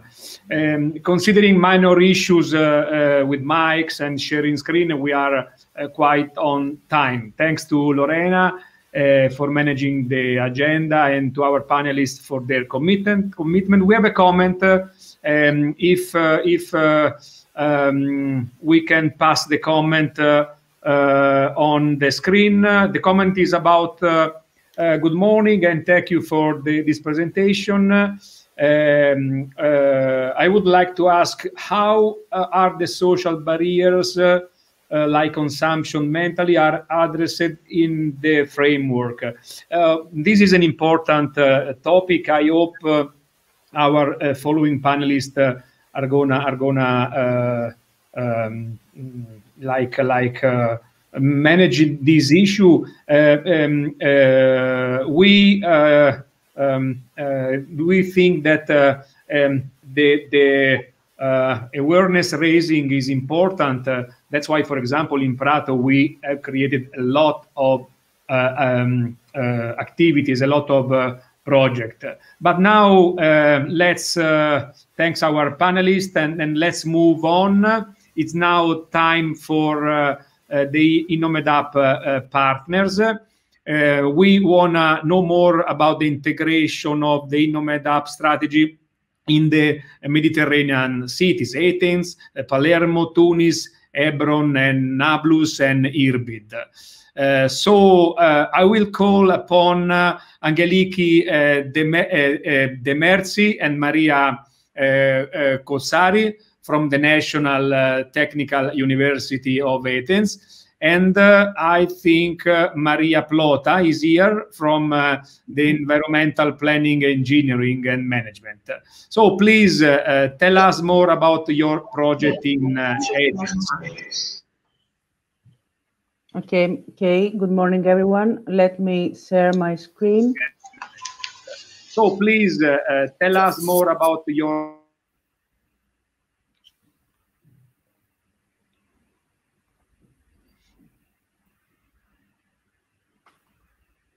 Can you see me? Yeah, sure. We can see you. Okay. First of all, thank everyone to attending this very early morning conference across so many Mediterranean cities. During this session, we would like to point out the main features of the strategies that Mediterranean cities have built in order to integrate circular practices in the wide field of creative and cultural industries. I am Angeliki Demerzi. I am speaking to you from the National Technical University of Athens, and together with my colleagues Maria Koutsari and Maria Plota, we have prepared this presentation on the issue on how we have managed to build the strategy for Athens. As it has mentioned already before, in the building of the strategy, two partners participated, the National Technical University of Athens through two schools, School of Architecture and School of Electrical and Computer Engineering, and three research laboratories, and also the participating partner from Greece, from Athens, the EPEM, the Environmental Planning, Engineering and Management, who is a specialist in environmental issues and circular economy applications. We followed three different methodological steps to build the Athens strategy. First of all, we conducted the state-of-the-art review, both on circular economy and CCI's SMEs, cultural and creative SMEs. Also, we organized 5 webinars in Athens, digital seminars, webinars, in which over 70 stakeholders attended in order to determine the existing opportunities, threats, strengths, and weaknesses, the SWOT analysis. And finally, through our elaboration of secondary sources of information, we mapped the cultural and creative CCI SMEs within the municipality of Athens. And also we have selected a sum of potential beneficiaries for the future research activities. Here we can see the very first research results. We can see an intense collocation of activities in the case study area, which is the Historical Center of Athens, which present remarkable density and diversity of activities. We see also the spatial distribution of creative SMEs, which such as visual and performing arts, audiovisuals, printed media, publishing, musical instrument and toys, and of course jewelry, across the historical center and the commercial triangle of Athens. Finally, we have selected some SMEs or initiatives operating currently in Athens, and that could integrate or promote circular practices through their activities, as you can see on your left. Here we mainly refer to crafts, design and maker spaces. Maker spaces, something like Fab Labs that we have also heard by Jesse. What we see about circular economy applicability in the sector of creative and cultural industries is that the transition towards the circular economy is still at a starting point in Athens. And synergies with CCIs are only implied or not sufficiently supported by practical action plan or sustainable urban strategies. Now, what we know about the CCI, which is their profile and the main features. We know that they aggregate spatially and they know networking each other within the historic center of Athens, and could be models of industrial coexistence in the urban centers. Also, CCIs create both formal and informal value and supply chains that could be seen now currently as functioning business model. Another characteristic is that on the one hand, the young creators put in front of ingenuity and creativity and have already in mind the circular direction for use or reuse or refurbish or recycle or upcycling materials and objects. And on the other hand, we have the old creators, which are very, very useful because they hold traditional techniques and know-hows and provide originality. So it would be great if we could combine these characteristics that young and old creators bring about. But in recent years, we can see an increase in the interest and awareness about the integration of circular economy practices. And although we know that there is the know-how, the creators face severe problems of financing, problems of integration, new technologies and innovations in their production, or problems in access to new knowledge and to technologically advanced means of production. So we gather all the above mentioned and tried to diagram in this diagram, which is the proposed Athens strategy. We have chosen the motto Athens Circles of Creativity, meaning that we aim at the maintenance, the strengthening, the support, and the networking of CCIs within the historic center of Athens. We also aim at the potential of the circular practices in CCI that could creatively produce new suggestions and innovative products, and also drawing a new and external knowledge and training on these about the use of new technologies and smart tools in order to accelerate their innovation and their competitiveness, etc., etc. Through this strategy, we expect a new perception of materials, also a shift towards innovation and implementation of new technologies, the development of existing and new clusters and networks, the implementation of good practices regarding the circular economy, and the creation of new job opportunities. To sum up, we know that all these features compose a complex image of Athens, creating the conditions for cultural and creative industries to emerge as critical, as dynamic, and original, so that on the one hand, they can integrate more and more circular practices in their production, but also serve as a guide to good practices regarding the use and reuse of materials, or eco-design or eco-production of products. And finally, they could play a key role in terms of ways of cooperation and the establishment of sustainable value chains, and of course, the urban revitalization. Creative and cultural industries and their networks could also play a very important role in creating positive social impact, both in terms of economic viability and revitalization of urban centers, as well as in terms of empowerment and integration of marginalized groups that we know that are existing in Mediterranean cities, such as young women, unemployed, homeless, immigrants, refugees, etc., etc. Thank you very much for your attention. I hope to discuss all this later. Thank you very much.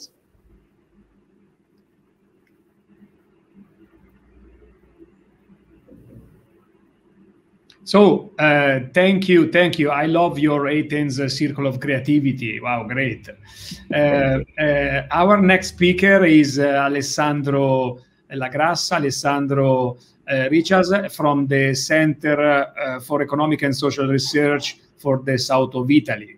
Alessandro, you have the floor. What happens in our beloved Palermo? Well, unfortunately, as Jesse knows very well, the period for Palermo about the theme of waste management is particularly complicated. And so it was very difficult to have a good relation in this period with the administration, but we hope to have more possibilities of involving them when we will organize the conference from Palermo directly. However, the good news is that there are a lot of initiatives spread all around the city, and the possibility of involving people is growing. So what we are doing now is exactly the creation of networks between all these initiatives that are spreading in the city. I will try to share my little presentation. Share screen, if I remember. Okay.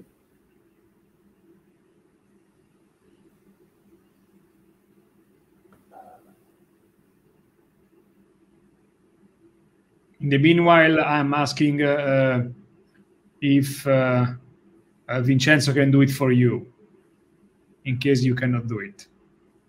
Let's see if this is okay, the right Vincenzo one. is going to do for you, okay?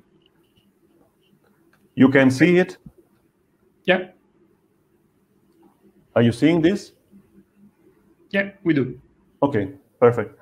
So I will say some words about the strategies we are working on in Palermo.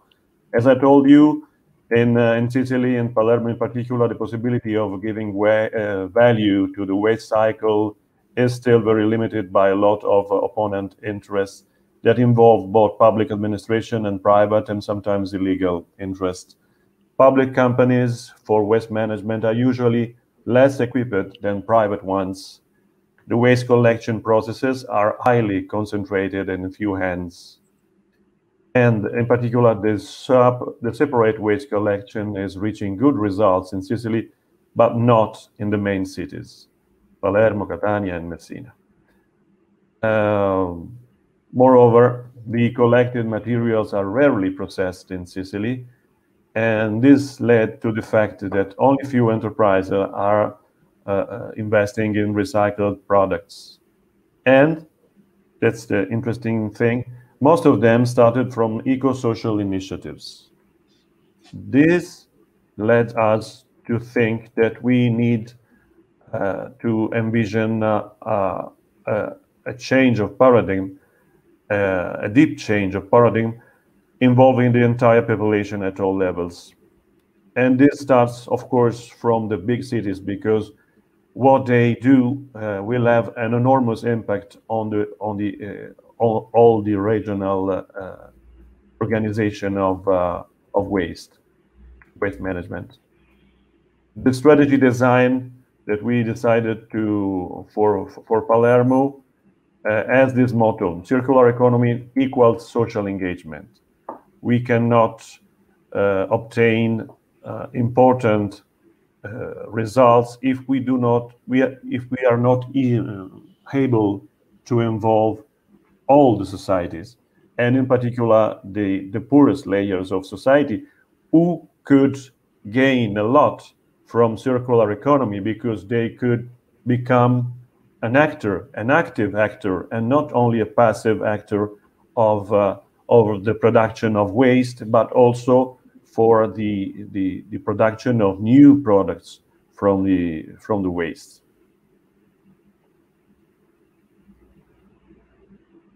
And of course, this leads also to the acknowledging of the role of creative and cultural industries, of the social sector and university in the thinking object, business, and consumption models. What we are doing in this period, in particular, is to look at the networks, at the centers who are already working in Palermo about circular economy, about recycling, reuse, and so on. We saw that there are at least 4 interesting points with which we could work, not only at local level, but to enlarge the vision of the entire process also, and to create networks with the rest of Italy and the rest of the Mediterranean. From this point of view, we are also working to the implementation of our info point in Palermo to help enterprises, startups, to invest in circular economy. And we are doing this within the so-called Cantieri Culturali della Zisa, which is a sort of neighborhood of creative industries and creative organizations and cultural organizations. And we are working in this field in particular with some environmentalist association, with Legambiente Sicilia, with the organization of enterprises, in particular the cooperative enterprises. Of course, we are working also with these centers, with these Fab Labs, and the other points that are working on this. And we are already in close relation with our friends in Jordan, who are doing the same thing about the info point for Jordan. So the general goals is that of creating a clear framework for waste management that could involve as many players as possible and demonstrate how it is possible to close loops for circular economy by creating new value. The specific goals will be that of working on sectorial players, for example, building sector, to demonstrate how to close the loops, supporting public administration to the proposal of specific collaboration, training, consultancy, and through the promotion of various projects, and supporting startups and SMEs who want to invest in the transition and circular economy. How will be measured about our target, about our goals? In particular, looking at the number of SMEs or startups that we will be able to support with technical training and with a finance project. the number of circular economy products created, and the number of projects on local circular economy and social engagement promoted. In particular, in this respect, we are already working also with the public administration to create frameworks in which it will be much easier to convince people to work with them and to create much more little interest in positive, to create a positive movement towards the reuse and refurbishing and so on. These are the organizations with which we started our, we organized our SWOT and pest analysis in Palermo in September. And there are association of designers, there are enterprise of reuse and that are specialized in circular economy, and then the environmental organization, Legambiente, and the enterprise organization.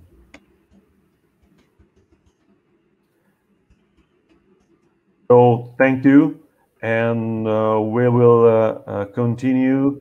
In particular, we would like to create as soon as possible some connections between these actors I already told you, and for example, some of the initiatives that you are making in Prato, because also in Palermo with Legambiente, there are a lot of interesting initiatives that could be linked and that could have much more impact, at least in the Italian scene of circular economy. Thank you.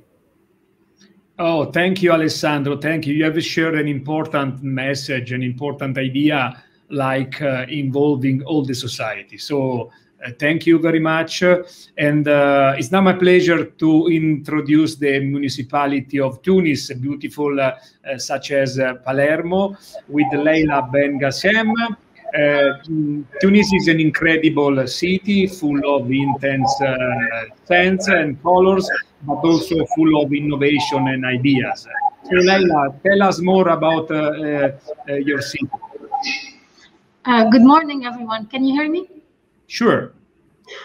So we are here at the municipality of Tunis. I'm with Mr. Majdi Henteti. He's the head of waste management and leads INNOMED-UP implementation. Madame Souad Sessi, who's in charge of international cooperation, and Madame Sanet Lili.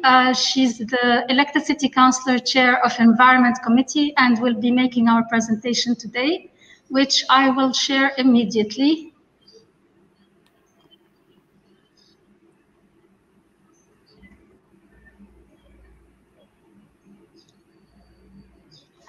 Can you see our presentation? Yep. Okay. Welcome. Welcome all partners of this conference. I'm Sanet Lili, elected city board councillor, environment committee chair. Municipality of Tunis, project partner for capital of Tunisia with 610 and 9,115 inhabitants, over 30,136 hectares and 50 districts. INNOMED-UP geographical focus district of Medina, historical urban quarters with over 500 artisans, production workshops.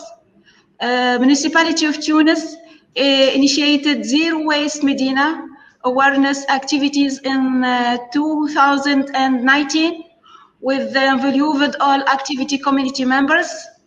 Medina was founded in year 1698. Central Medina is about 296 hectares. UNESCO heritage site since 1989, with about 20,000 inhabitants today. your survey and findings. In the first meeting with the stakeholders to bring them on board in project implementation, NGOs Research Institute. And in the second survey to identify circular economy opportunities in culture, industry, and in the Medina. In the third, mapping of historical urban abandoned buildings, and meeting with circular economy startups to present identified opportunities and discuss implementation challenges. Finally, scaling project exhibition, filed visit potential reuse of informal historical buildings, workshop and specification documents for restoration and shop scenes. Progress so far. Exhibition of innovate prototype by your youth lead startups, artisan workshop, waste reuse opportunity analysis, future thinking workshop, imagining zero waste Medina, reflections and future activities. In the first historical buildings, in-depth research on potential repurposing of an artisan فندق and delusion وكالة. Economic cultures, brainstorming workshop with the city officials and startup to brainstorm clusters in the Medina. And finally, École de la Propriété, launch INNOMED-UP workshops in École de la Propriété and cover it into a circular economy prototype laboratory. Thank you very much. And stop sharing. Thank you, Leila. Thank you, Leila, for your presentation. Let's go now to Hebron and Nablus with Baher Dedik from the Birzeit University. Can you shed some light on the integration of the INNOMED strategy on Hebron and Nablus? Good morning. Can you hear me? Sure. Okay, I will share my screen. Okay.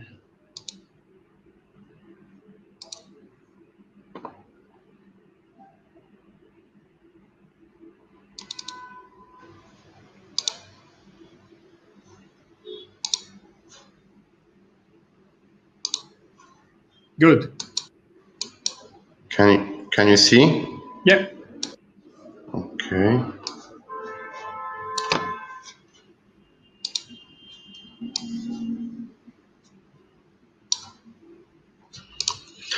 Okay. Hello, everyone. My name is Baher Dedik from Birzeit University in Palestine. I will be presenting strategies of both Hebron and Nablus cities. I will start by showing the logic behind setting this strategy. The Palestinian CCI sector has an important role among various domestic industries because of its role in promoting the narration and culture of the Palestinian people.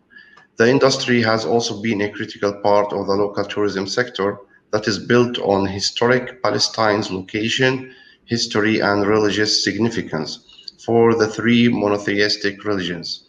Some segments of the Palestinian cultural and creative industries date back thousands of years and have contributed considerably to the local economy. We have checked interrelations by studying existing policies and practices on promoting circular economy and creativity. The research found that local Palestinian market is still promising if SMEs can change their strategy of product development and customer segmentation. Research also showed that CCI SMEs have a great potential in both tourism and household goods. This potential shall be empowered by new developments of practical, usable, well-produced and price-competing products. For example, there are huge opportunities in the fields of educational tools, home and kitchenware, fashion and toys that can all be produced based on recycled waste. We have also checked circularity models by studying categorization of local CCI SMEs. The research found that Nablus and Hebron CCI SMEs are using common waste materials like plastic, textile, wood and furniture, carton and cardboards and others. Also, official registry showed that main resources of solid waste in West Bank are households, agro-waste, industries and construction. The conclusion from studying interrelations and circularity models is that CCI sector can be significantly revitalized by developing a clear, smooth, and sustainable supply chains of wasted materials from the existing sources, in addition to building the capacity of SMEs in innovation, research, recycling, marketing, design, production, and pricing. Collaboration with key stakeholders will definitely help in achieving the vision by more support from national and public bodies like EQA, Chamber of Commerce, universities and media to prepare the ground for a sustainable ecosystem for the purpose of promoting and overcoming obstacles that had been highlighted by SMEs like export, IP law enforcement, public awareness, and tax exemptions. We have set the same strategy for Hebron and Nablus cities as follows, as you can see in the house diagram. The motto for both cities will be sustaining history for sustainable future. The vision is creative and cultural industries are reusing existing resources and bringing cultural industries to our daily lives needs. The general objective of the strategy will be revitalizing creative and cultural industries through innovation and circular economy models and cross-border cooperations. This objective can be achieved by more specific objectives. 1. Developing clear, smooth, and sustainable supply chains of wasted materials from the existing sources. 2. Clustering capacity enhancements of SMEs in innovation, research, recycling, marketing, design, production, and pricing. 3. Encouraging key stakeholders to prepare the ground for a sustainable ecosystem for the purpose of promoting and overcoming obstacles standing in front of this sector. 4. Promoting the sector by awareness campaigns.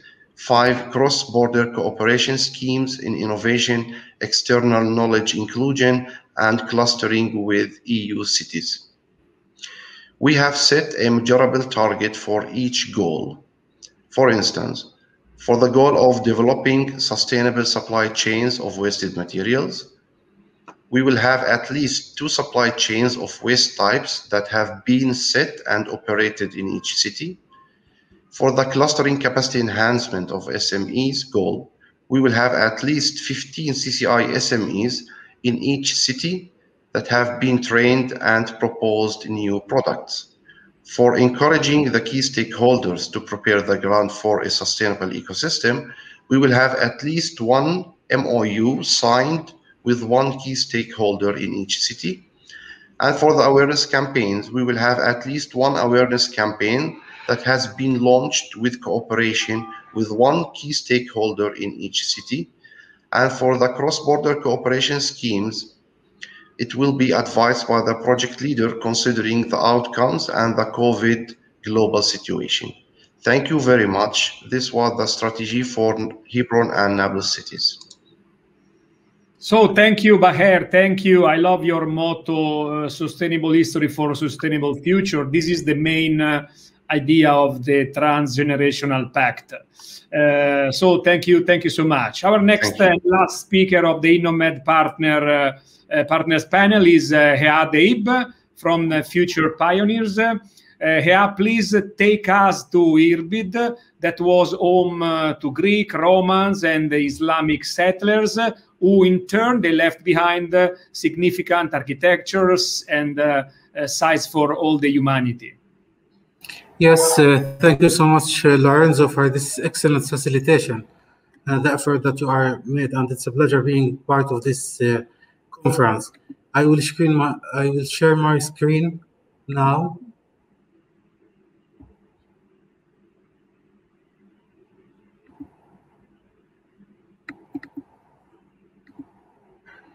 I think you can see the screen now. We can. Oh, okay, we can now. Sure. Excellent. So again, thank you, Lorenzo, and of course to my colleagues in the INNOMED-UP project. My name is Ihab Eid, and I'm representing Future Pioneer today.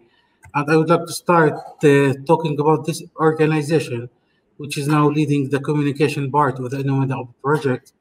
It was established in 2012, and it's specialized with empowering community members to overcome the poverty. And this is done through various means, including building their capacities, raising the public awareness, promoting the SMEs in the educational, the health, the social, and even the environmental sectors. And we focus in the organization on capacitating the women, youth, and the marginalized group. Over the years, we have been working under 6 pillars, including the socioeconomic empowerment of the groups, of the marginalized group, women, youth, and girls. Also working with the green economy and climate change adaptation. We have been also integrating our work within the environmental conservation and to promote the environmental sustainable practices, including water and waste management. We're also working under the civil engagement for women, youth, and also the marginalized group, and the community dialogue and conflict resolution, as well as the solid waste management as one of the major pillars that Future Pioneer is working within. We also, as I said in the beginning, we are the partners of the INNOMED-UP project, and we have strong experiences in circular economy because we have done previous initiatives, including one of the largest organic composting sites in cooperation with the government of Jordan and also local communities, and in addition to implementing sorting projects cooperation with the Greater Amman municipality. So what we have achieved so far in the INNOMED-UP project, we have completed a very detailed communication and feasibility plan. Also, we have an active and effective, I would say, set of media outlets. And I would encourage everyone to visit the INNOMED-UP social media outlets to learn more about the activities that is being conducted by the different partners, and to learn more about the circular economy and how it is integrated within the small and medium enterprises.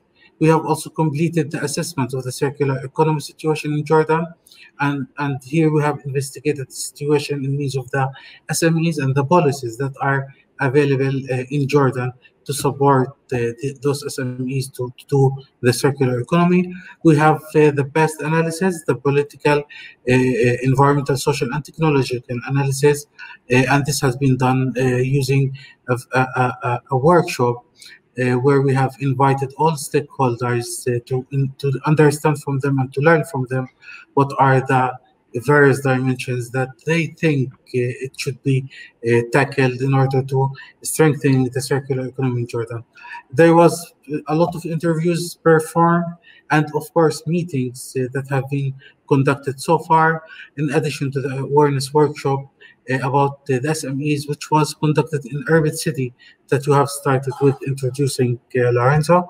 And indeed, we are now establishing the info points that will act as a hub for the people who are trying to enhance and strengthen their SMEs and the circular economy work, to find what are the financial tools available so they can build on and do a better work in this direction. Saying this, I would like to shed some light on the research results that we have achieved so far, because we have, based on the huge amount of information that we have collected from various stakeholders, we have found that there's still a lack of knowledge about the concept, the methodology of the circular economy in Jordan in general. And this is something that we think that it's a barrier, and we need to tackle very carefully in order to have this concept mainstreamed into the different sectorial and sub-sectorial level. In addition to that, there is, of course, a limitation in the infrastructure itself that should support the circular economy project and even the small and medium enterprises. And when I'm saying here infrastructure, I mean the legislations, law, procedures, the standards, and even the infrastructure itself. So this is, of course, all connected with the budget allocations for this specific concept, because we need to strengthen the budget allocations in order to move ahead with this concept in Jordan. Other results that we have found is related to the incentive and the taxes that are issued by the government of Jordan, and how we can use these and work with these in order to improve the circular economy in Jordan. The market for creative industries, of course, still remain small in scale, and it has a lot of difficulties in having the access to the international panorama. This is something that has to be tackled, and one of the main results that we have also achieved, or let's say understood, that we have competences and skill in means of waste management industry. However, still we need to find the linkage between these skills and the competences between the waste management and the circular economy. 92%, by the way, of the surveyed SMEs, they have confirmed that they are funding their SMEs from their own private resources, and this, of course, highlight the need to have different financial mechanisms in order to aid them in their work and to expand their work. And of course, there was also 8% of the SMEs, they have declared that they are using the public and mixed financial resources as a means to move with their work. All of these results are showing that more consideration to the financial resources is needed here in Jordan. If we look to the coverage, the local coverage domain, we will find that 61% of those SMEs, they have a local coverage domain, while 29% they have a regional coverage. And this is something that we should learn from to enhance the regional exchange of information.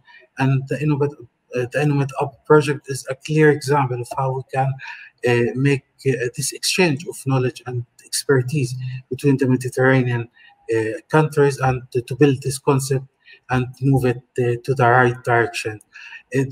For the employment, we have found that 39% of the employees are hired. You will find 2 to 3 employees hired in those SMEs, while less than 1 employees will be found in the majority of the SMEs, and those numbers are also very low if we will consider solving the issue of the employment. What we are going to do in the future? Sorry. In case you wanna share the presentation, we are just we are on the first page since the beginning. So in case you wanna share with us, you can go in full screen. But what was good to hear you. Okay. I'm sorry. I thought that because I was moving with the slide, so I thought it is moving. But I will try to share. Yeah, but for us, it was nice listening to you. So it was clear. Yeah. Go ahead, and Vincenzo is gonna do it for you. Yeah. So I was actually in the last slide. I hope it's now on at the screen. To speak about the future activities and that we are aiming to conduct. So we are aiming, of course, to strengthen the production and performance of the CCI SMEs in Jordan, so we can convince more targeted organizations and individuals to adopt the circular economy principles through providing access to technical training and innovation. Indeed, having more access to the financial resources is something that we are aiming to through the info point that we are now developing, and we are now in the process of providing the information into this platform, which will be very ready very soon. And we think that this will help a lot the Jordanian SMEs to understand what are the opportunities that are available, so they can use it well. And we think that this will also help at a regional level through the INNOMED-UP project. To facilitate the access to raw materials, something else that we are aiming to through signing a memorandum of understanding with larger industry here in Jordan. Of course, advocating and lobbying among the relevant authority to start to look to the legislation, to review it, to understand the gaps, and to fill in the gaps through enhancing the legal and financial directions. This will be very helpful and very supportive to enhancing the CCI SMEs in Jordan, and of course providing the opportunities to exchange the experiences and market linkages at national and international level. It's something that we are aiming for, and the INNOMED-UP project will help a lot to fill in the gaps in this specific point. So by this I will stop, and I will thank all of you for the listening. Thank you, Hab. Thank you very much, and thanks to our INNOMED-UP partners, panelists.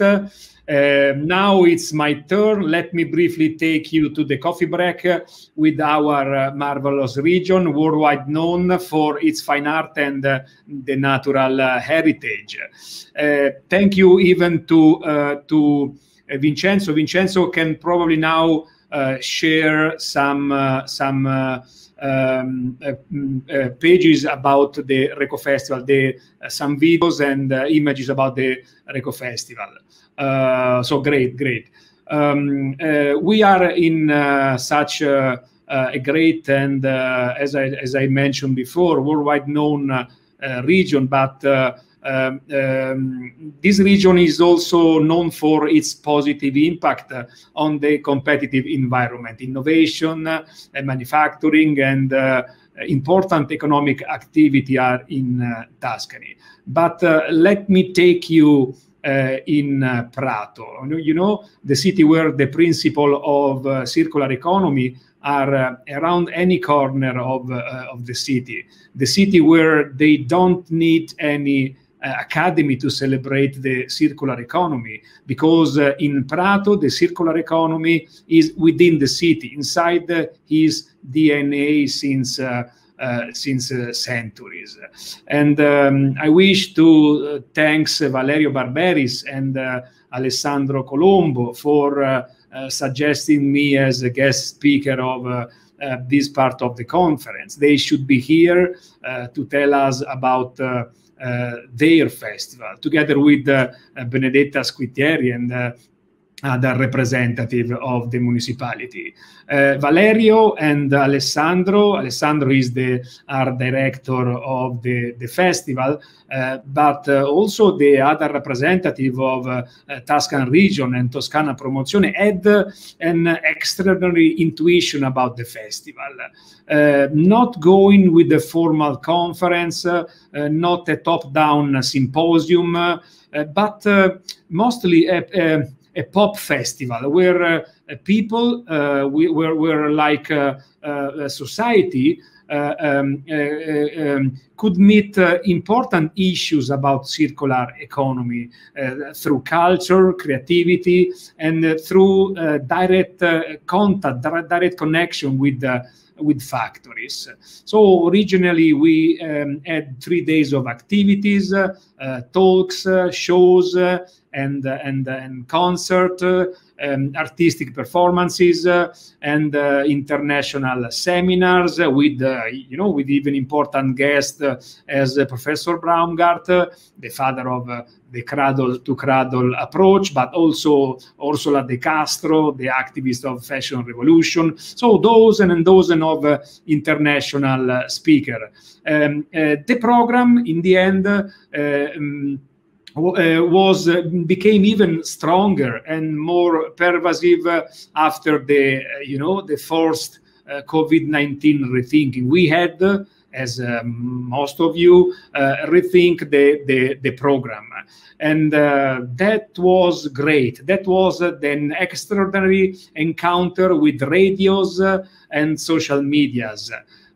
When no one was thinking about the new emerging social media Clubhouse, in Tuscany we did Clubhouse, radios and social medias together. An incredible wide on-the-air program from March till to December, and we I wanna mention especially open factories, because this is the place where we are going to celebrate and project creative industries, cultural and creative industries, and culture and creativity through open factories meet the circular economy.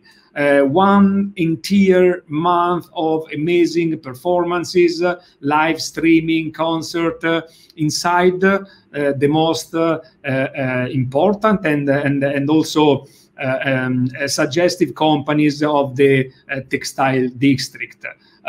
We had, and we and our audience, we had a continuous flow of emotion and unbelievable beauty. Even for us of the crew, even for us working every day with the artists, with panelists, with the program, was an emotion, and we always text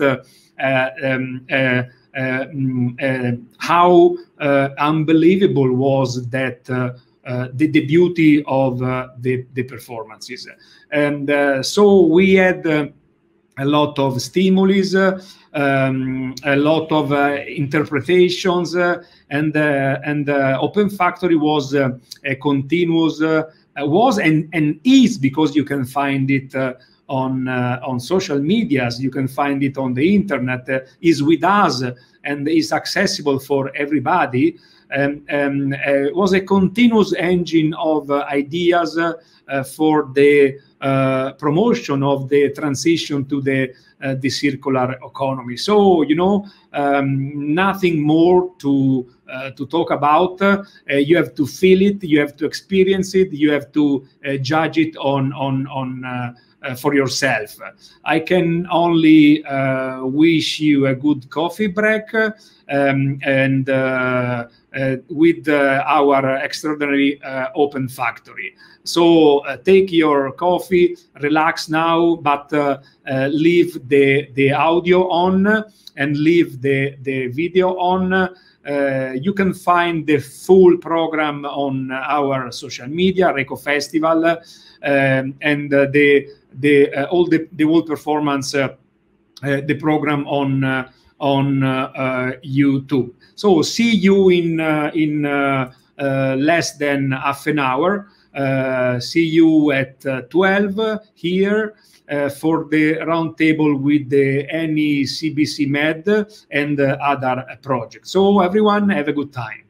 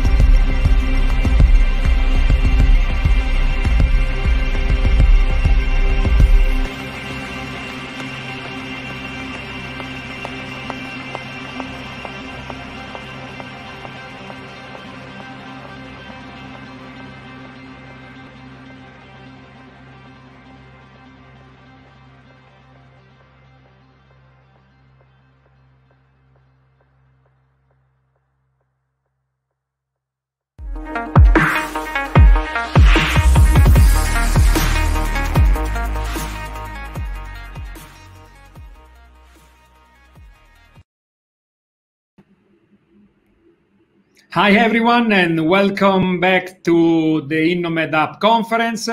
During the coffee break, we have seen and probably even dance with some of our extraordinary moment of the RECO Open Factory section. As you have seen, creativity and culture are perfect to promote the transition to the circular economy. We have seen many artists and many factories, Naomi Beryl at Lanificio Rossi, Luca Scarlini at Marco Lucchesi, Riccardo Onori in Manteco, Mancuso and Brunello in a kind of urban forest, Alessandro Lanzoni and Simone Graziano at Lanificio Luigi Ricceri, and many other. And you have seen the incredible speakeasy. The final part was a speakeasy at Gommatex. So please take time and enjoy the video on our social media. All right, so it is now my pleasure to start the roundtable with again with Sofia. Sofia, welcome back from the National Technical University of Athens.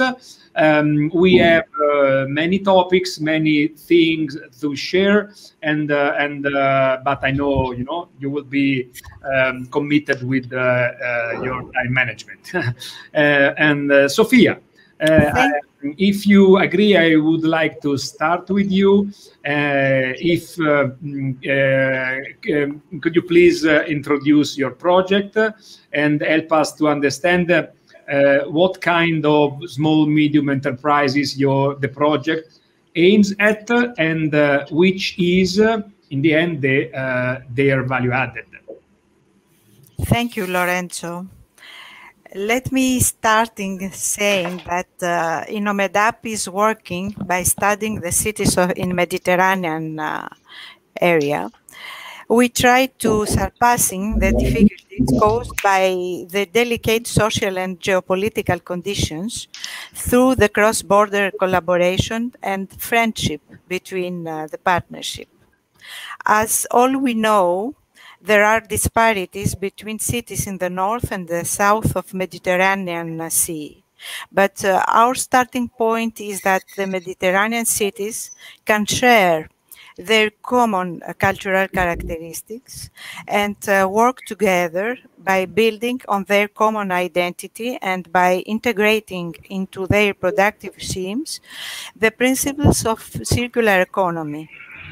Mediterranean cities can create resilient urban environments and communities, establishing a supportive framework for cultural creative industries, small, medium enterprises, clustering.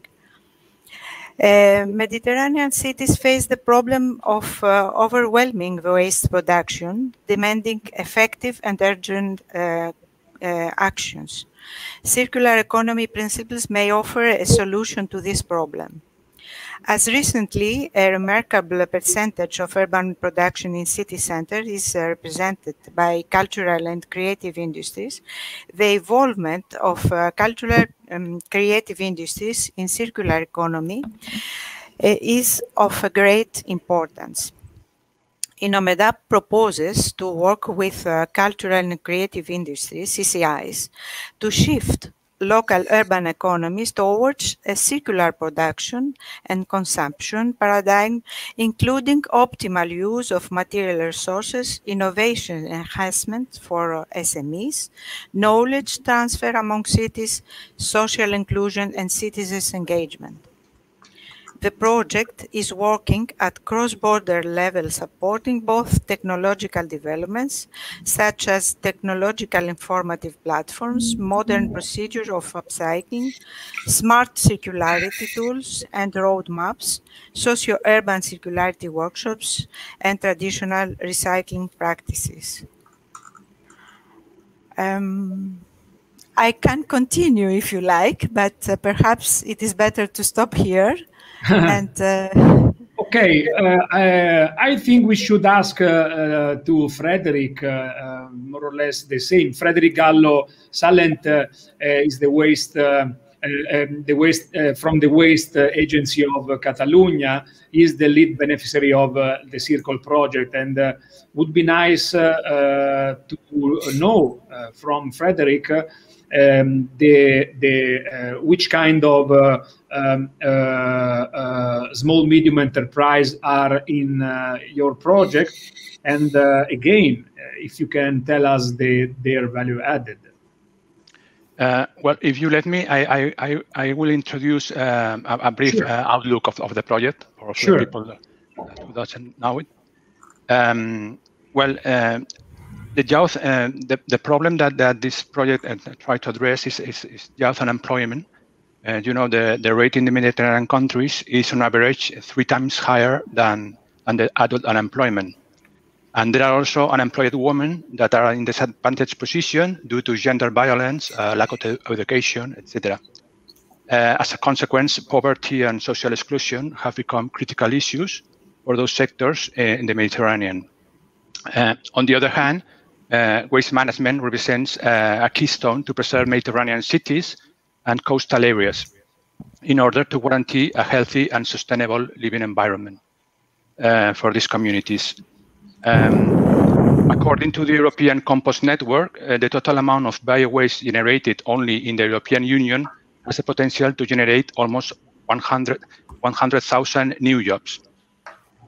Well, CIRCLES, which stands for Supporting Circular Economy Opportunities for Employment and Social Inclusion, this project will develop training, qualification, and job creation in the circular economy for unemployed young people of 18 to 24 years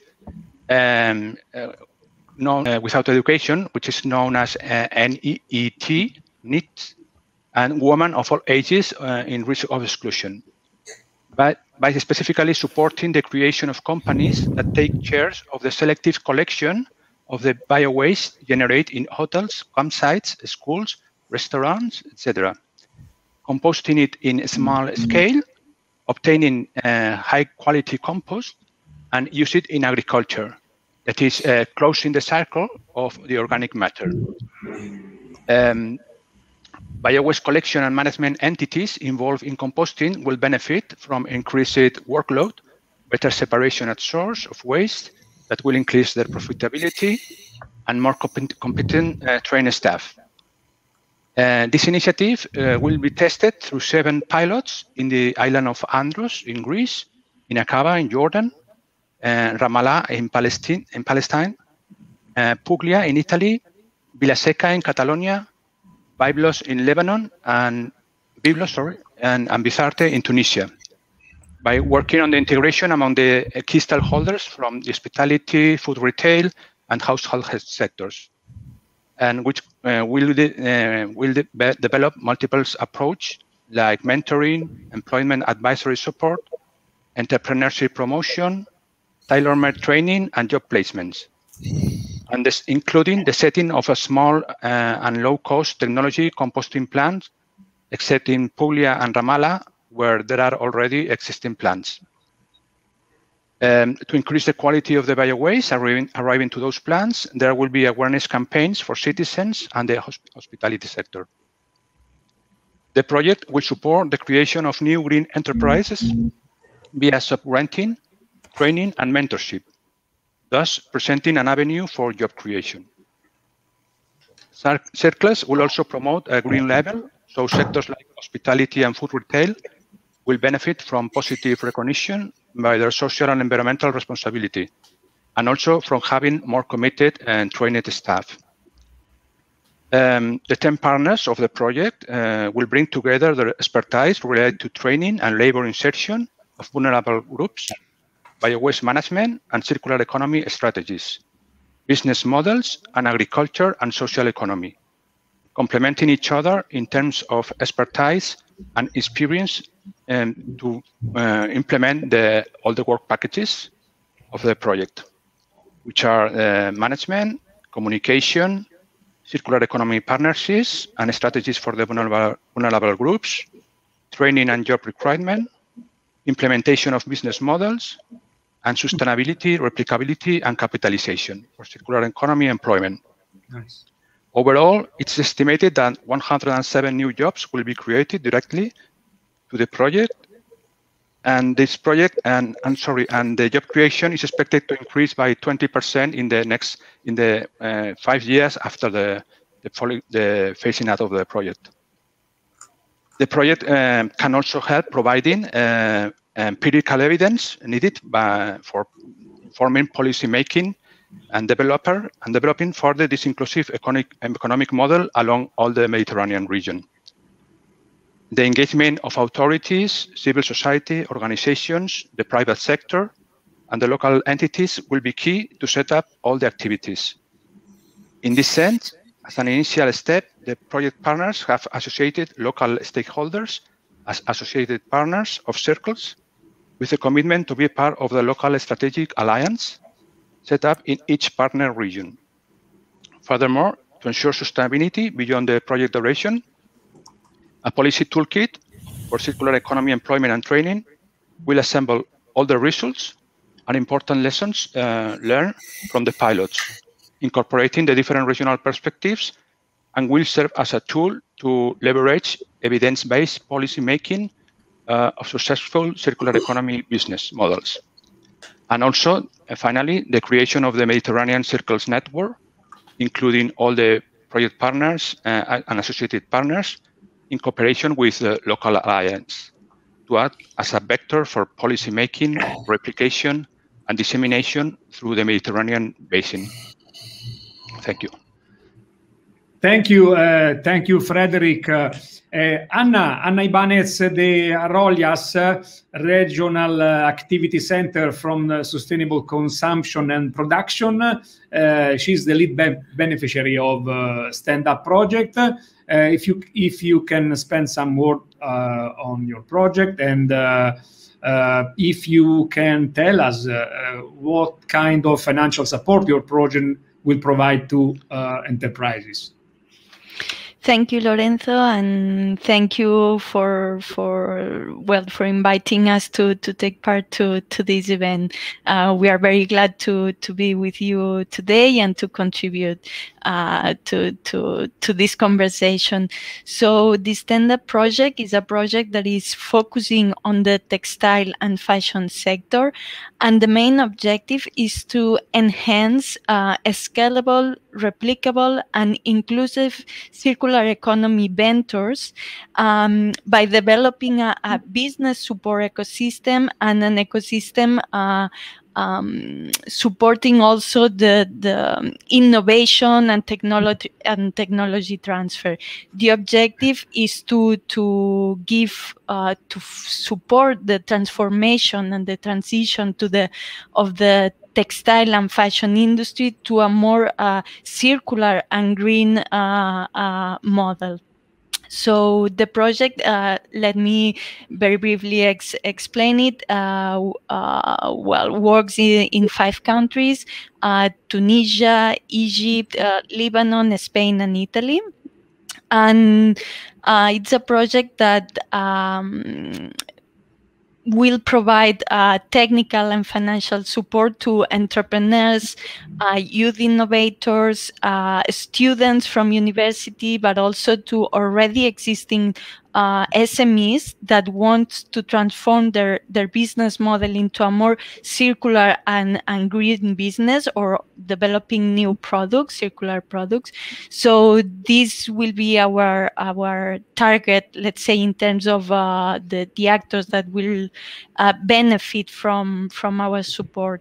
So concerning the financial support that we will provide them, this support will be linked to the different sections or activities of the project, business support, innovation, and IPR, intellectual property rights. So we will have vouchers that should support entrepreneurs and companies to make connections in another countries internationally. So we will try to, we will set up these soft landing vouchers to support them to, for instance, a Tunisian entrepreneur company to go to Italy to make connections and to meet with other companies, potential providers, and so on. And then we will have the vouchers that are related to the eco-innovation. So we will foster eco-innovation through open innovation activities and through a technology transfer marketplace. And based on these two approaches, we will set up a scheme of vouchers in each country, so to facilitate or to provide this financial or economical support to develop this innovation. So for the first for the soft landing vouchers, we will have 20 vouchers in total, so 4 per country, each voucher for 4,500 euros. For the eco-innovation vouchers, we will also have 4 vouchers per country for 20,000 euros. And then we will have also the vouchers related to the IPR, to the intellectual property rights support. So we will also have 8 vouchers in this case per country for an amount of 5,000 euros. And finally, we will also set up business awards for those businesses, entrepreneurs that are able to really, make that have a good business project and that have a high potential to transform and to support the transition of this sector. Thank you very much. Thank you very much. Lorenzo Incagli from Confindustria Toscana Nord, partner TextMed Alliance project. We probably would know, would be interested in knowing in which stage of production and how the small medium enterprises of your project could integrate the circular principles.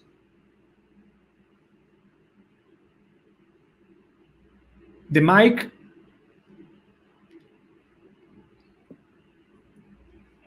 Okay. Good. Our project encompasses SMEs of all segments of the textile and clothing value chain. So fibers, yarns, fabrics, finishing, and as well as final products. In each segment, there are companies that include circular economy activities in their production cycle. In particular, fibers produced using industrial and or agricultural waste, yarns from regenerated fibers or used fabrics, and also fabrics from recycled fabrics, of course, and final products such as garments made by discarded remnants. Let's say that in terms of circular economy principle, we are helping these companies to find suitable occasions to trade in leftovers for fabrics and yarns mostly. So we are putting together textile companies from the northern side of the Mediterranean basin, such as, of course, Italy, Greece, and Spain, with mostly garment producers from the southern basin, which is for our project, as you probably know, Tunisia, Egypt, Palestine, and Jordan. And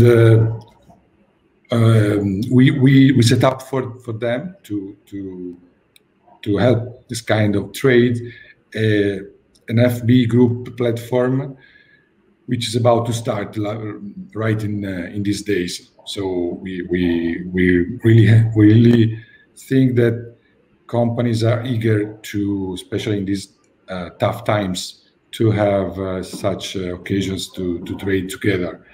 So it's not only a technological help, but also something that could be helpful for them in terms of commerce. Thank you, Lorenzo. I hope we'll have time for a second turn. And Miriam from the Textile Research Institute, ITEX. She goes with the creative project, and would be nice to know what kind of enterprises your project aims, and even by you, which kind of value added.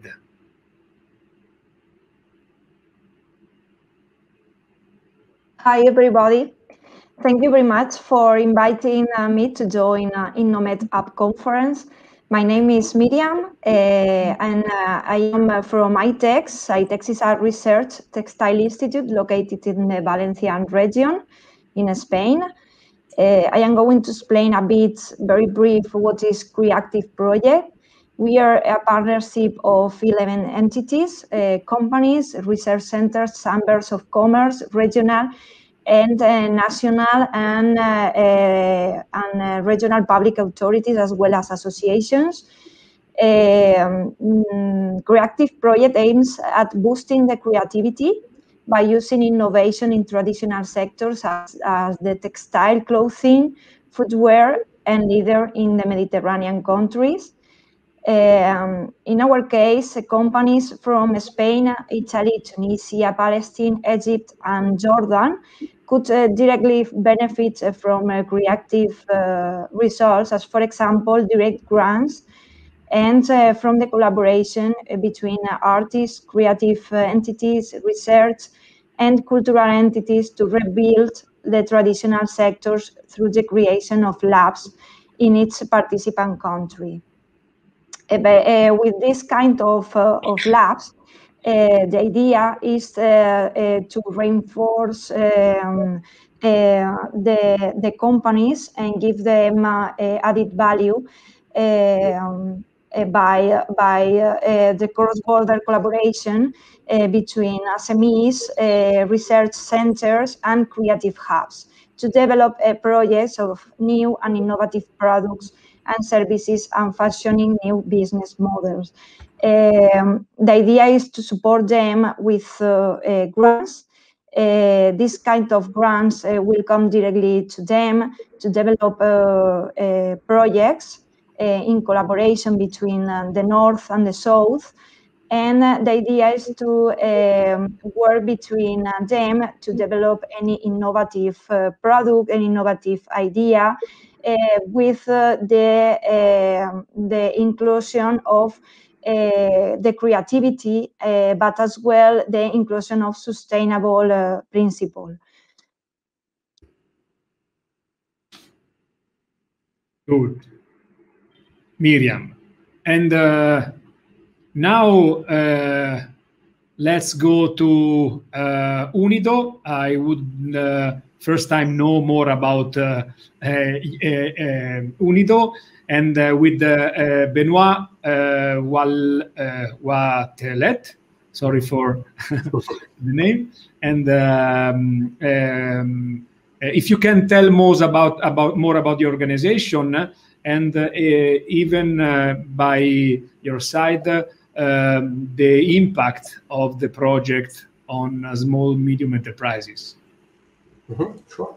So thanks, Lorenzo, and good afternoon, panelists and participants.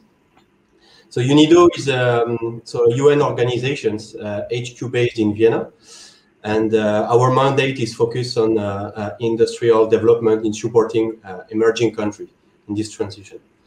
As part of the SwitchMed program, so UNIDO is the leading entity in partner with SCP-RAC as well as UNEP, and encompass different components. So just to give you an overview of SwitchMed, so it's a program started in 2014 funded by the EU and co-funded by the International Cooperation Agency and the Catalan government, with a global financial of 40 million euros. The objective of the program is to accelerate the adoption of sustainable consumption and production as a strategy lying in the heart of the inclusive transition to circular economy. SwitchMed works in 8 countries, bringing together public and private stakeholders to realize the circular economy transition, having at its core the creation of environmental, social, and economic value via eco-design process and eco-innovation.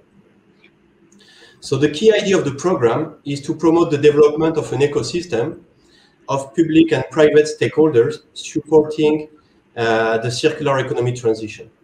This ecosystem is built to enable innovation and knowledge capital, as well as to promote its transfer through networking and capacity building activities.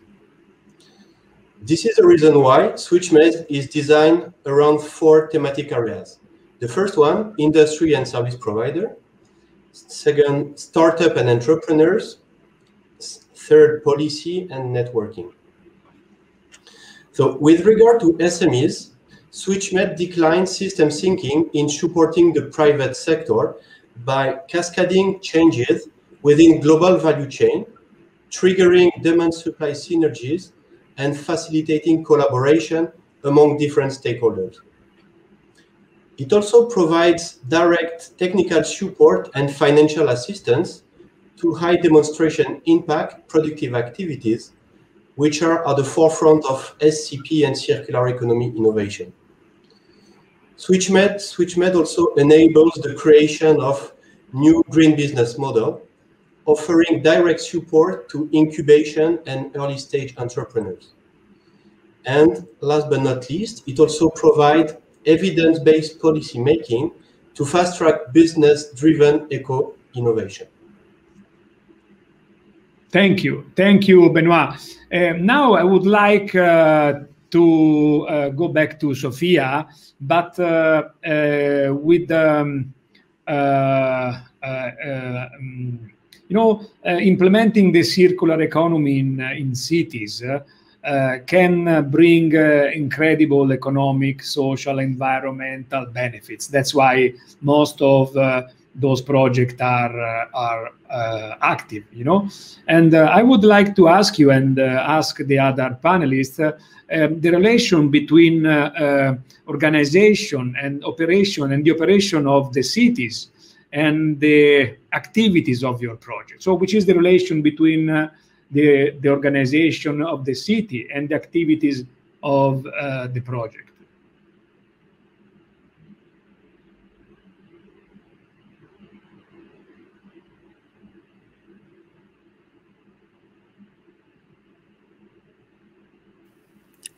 Okay. Good. Because I was muted. So thank you, Lorenzo, for this important question. It is really important, in my opinion.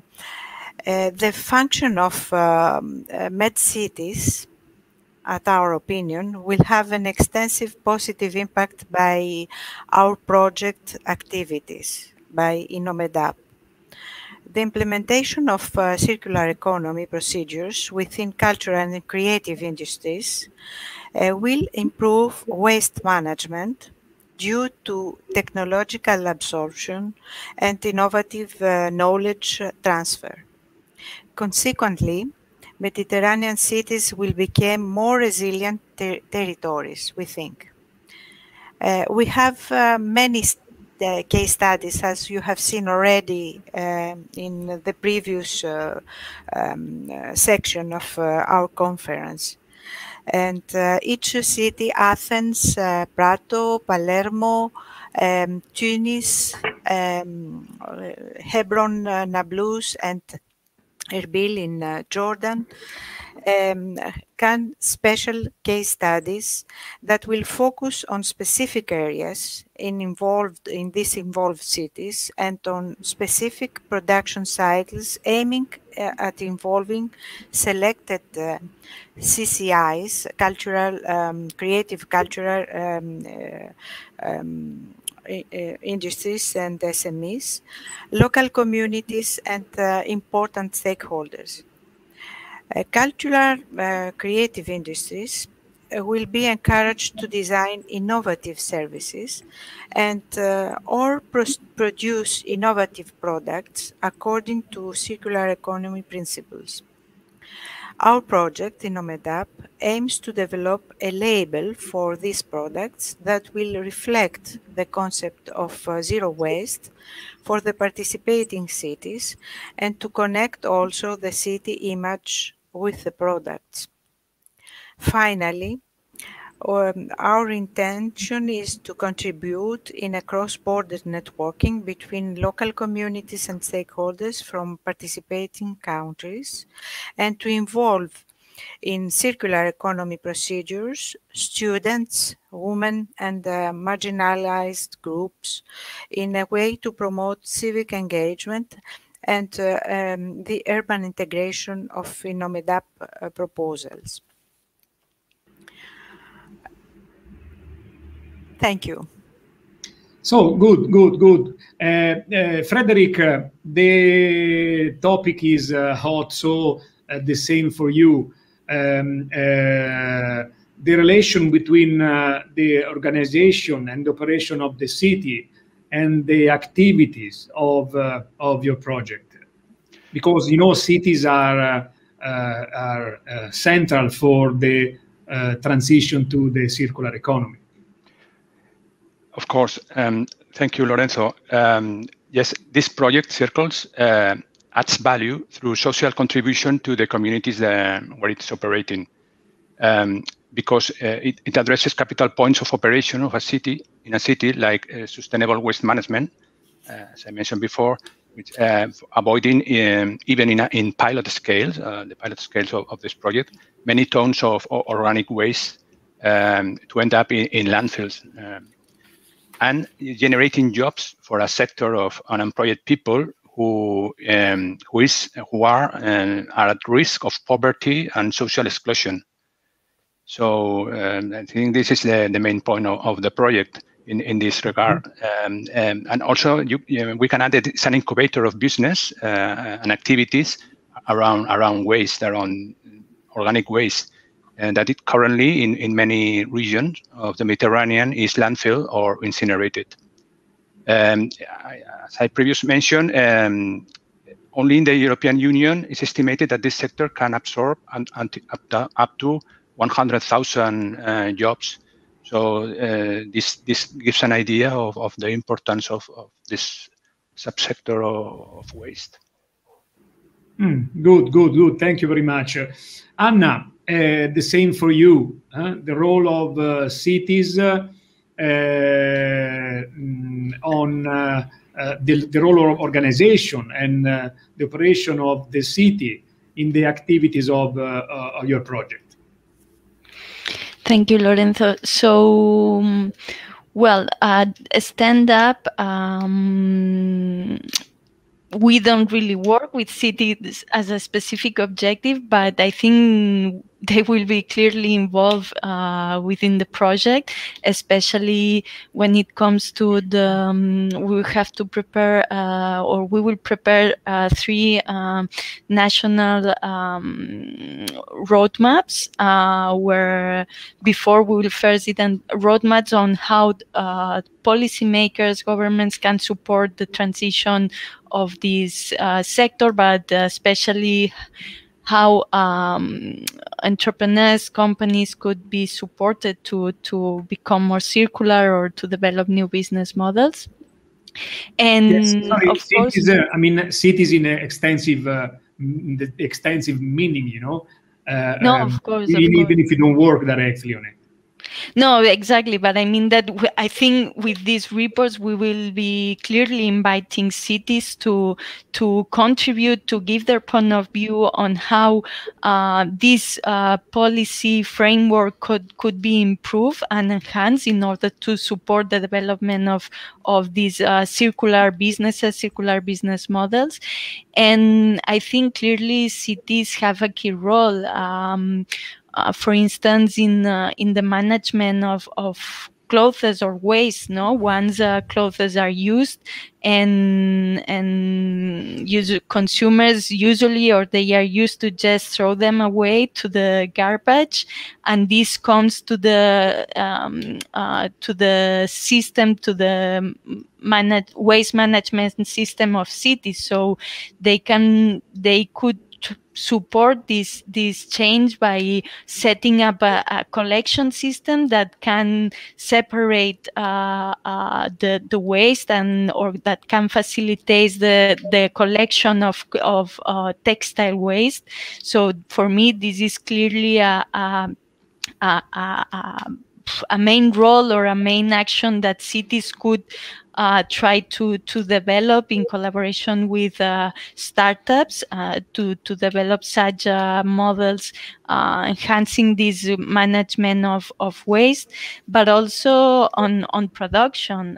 Instead of with the 3D printing, maybe textiles production can come to the cities, can be done from cities, and the recycling of textiles, the production of clothes at local level is also, I think, something that in the next years can become more, let's say, on the stream. And also with university and students, I think there's a huge potential there. And I think cities also should try to have a role in fostering and enhancing this part, no, with universities, designers, and so on. Sure.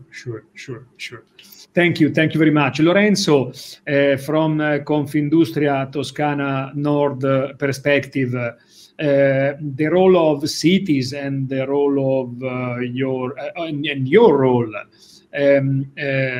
on the project.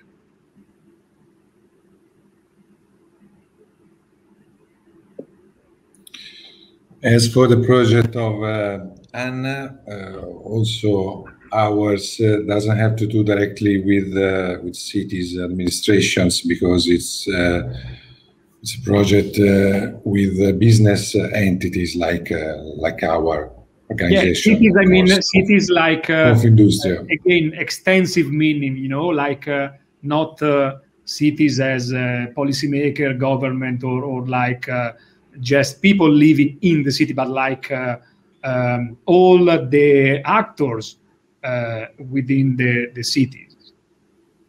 Let's say that for our point of view, it's very important to deal with the administration at city, but also at the regional and national level, to help companies to deal with the wastes deriving from textiles, of course, but also in terms of exchanging best practices inside the Mediterranean basin. So we are cooperating with CETEX in Tunisia, for instance, or also with the German Arab Chamber of Commerce of Alexandria in such kind of job. So let's say that it's very important to cooperate together with the public administrations to solve the waste problems for the companies. So trying to put the circular economy as an asset for the companies instead of just a problem. And let's say that this is of course one of our goals for this project as well. I think you are right. Yeah. Good, Lorenzo. Thank you very much. Miriam, the creative project and the role of cities, again, in his widest meaning. Thank you, Lorenzo. In the last activities of Creative, it is aimed to develop a new kind of governance, committing different stakeholders to adopt new models of business through innovative public-private alliance involving institutional, economic, and societal actors. This new governance model will demonstrate that traditional sectors can be rebuilt through a model of inclusive and effective co-design pathway between SMEs, designers, makers, and social actors. For this reason, one of the activities that we want to perform more at the end of the project execution is to develop an action plan including real activities to influence policymakers. The idea is also to develop some observatory, some cluster groups in order to reinforce this part of involving the different actors of cities in order to be influenced and in order to transfer what are the main results of creative project. Thank you very much. Benoit, from your point of view in Vienna, you work for poverty reduction, inclusive globalization, environmental sustainability. Which is the role of the city, cities in general? Mm-hmm. So I may repeat to some of my colleagues beforehand. So the project SwitchMed directly does not address organization or operation of the city directly. But what I can say is that on the other end, the SwitchMed policy component entails the dialogue with at national level with governance. And the objective is to roll out what we so-called national SCP, so Sustainable and Cleaner Production Action Plans, that are tailored for each and every country. On the other end, the program aims to design a regional action plan adopted by the Barcelona Convention for Sustainable and Cleaner Production. And over the past years, so national SCPs have been coupled with the development of pilot projects within the cities and industries, let's say. And it has provided also a lot of feedbacks and data for policy development. So in this context, we can say that SwitchMed promotes this policy dialogue in two aspects. It can be like top-down, so as I say, from national dialogue that can cascade into more local regulations. But on the other end, we can see it also bottom-up because throughout the past years, we have, throughout the SwitchMed platform, we created dialogues and information sharing with a lot of local stakeholders. So just some figures, but over the last 5 years, more than 1,500 locals, stakeholders were engaged in workshops and roundtables for policy dialogue. So throughout our activity, we also foster lifting up proposals for circular economy regulations that can benefit directly to citizens and the cities. Thank you very much.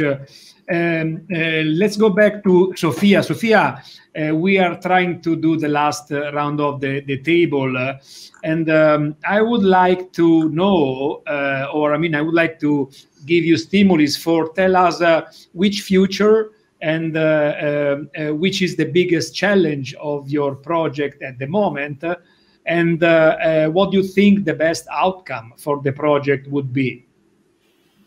Choose the main one. Okay. I would like to speak you about the target groups and the final beneficiaries of our project.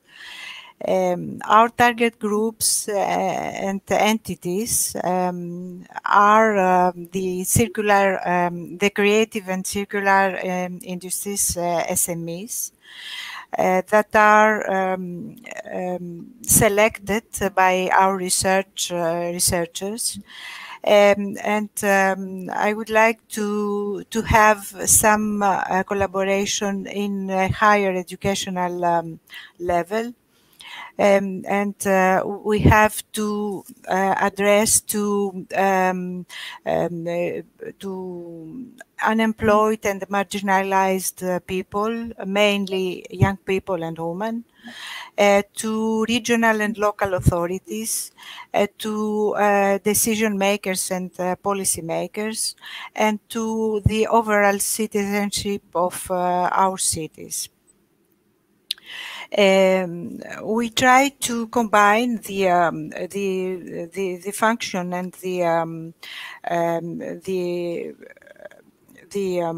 the good benefits from circular economy with the planification of our cities, and to propose some special plans and specific roadmaps in the geographic level, of course, of the city, and with some products and practices that, at our opinion, are innovative, as the smart bicycle and the smart garbage box, and some other things and some other ideas that we have and that we are working on.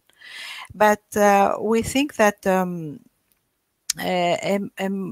most important tool in order to obtain all these benefits is the training and the activity of training on circular economy and his benefits.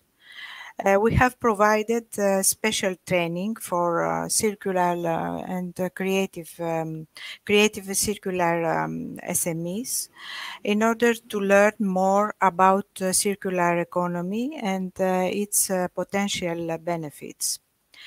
We have provided, it was already, I think, presented by our partner, Birzeit University, 6 training activities that will take place in the participating cities, where local creative and cultural industries, SMEs, at least we think 10 per each city, will participate actively. These SMEs will be encouraged to participate in the pilot clusters and submit proposals to be granted cross-border innovation vouchers. INNOMED-UP considers necessary the involvement of experts in this training procedure, and we will address the following issues: the notion of circular economy and its role, skills development using innovative methods and tools for upcycling, and capacity building in innovative business models and design for circularity, training on INNOMED-UP clustering tools. INNOMED-UP has a special budget for his vouchers, and we have provided the 15% of our total project budget for these grants.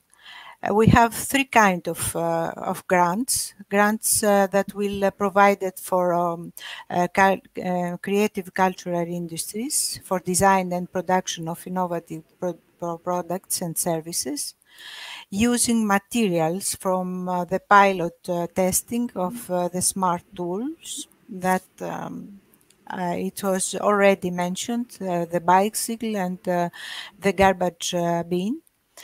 We have cross-border mentorship vouchers that will give the possibility to participating creative cultural industries to develop activities at transnational cross-border level and to acquire operational instruments in favor of SMEs innovation with the concept of circular economy, of course. And finally, we have innovation vouchers that will give the possibility to participate cultural and creative industries to have access to industrial research and experimental development in high-tech systems.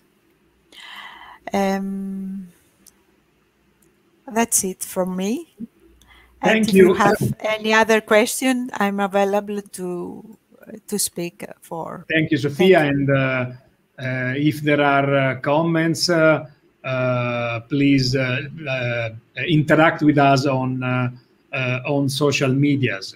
Let's move to Frederick.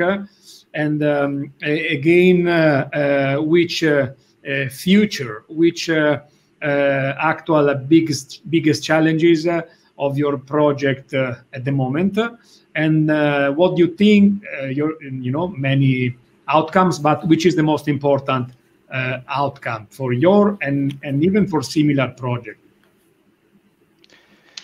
Well, we sign with with the authority the grant contract.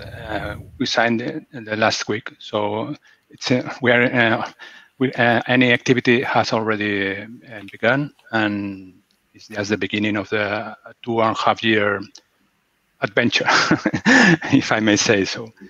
For the challenge, the main challenge that I see is in order to set up all the activities of the project, which are many, we need the active involvement of all the local partners, of all the local actors.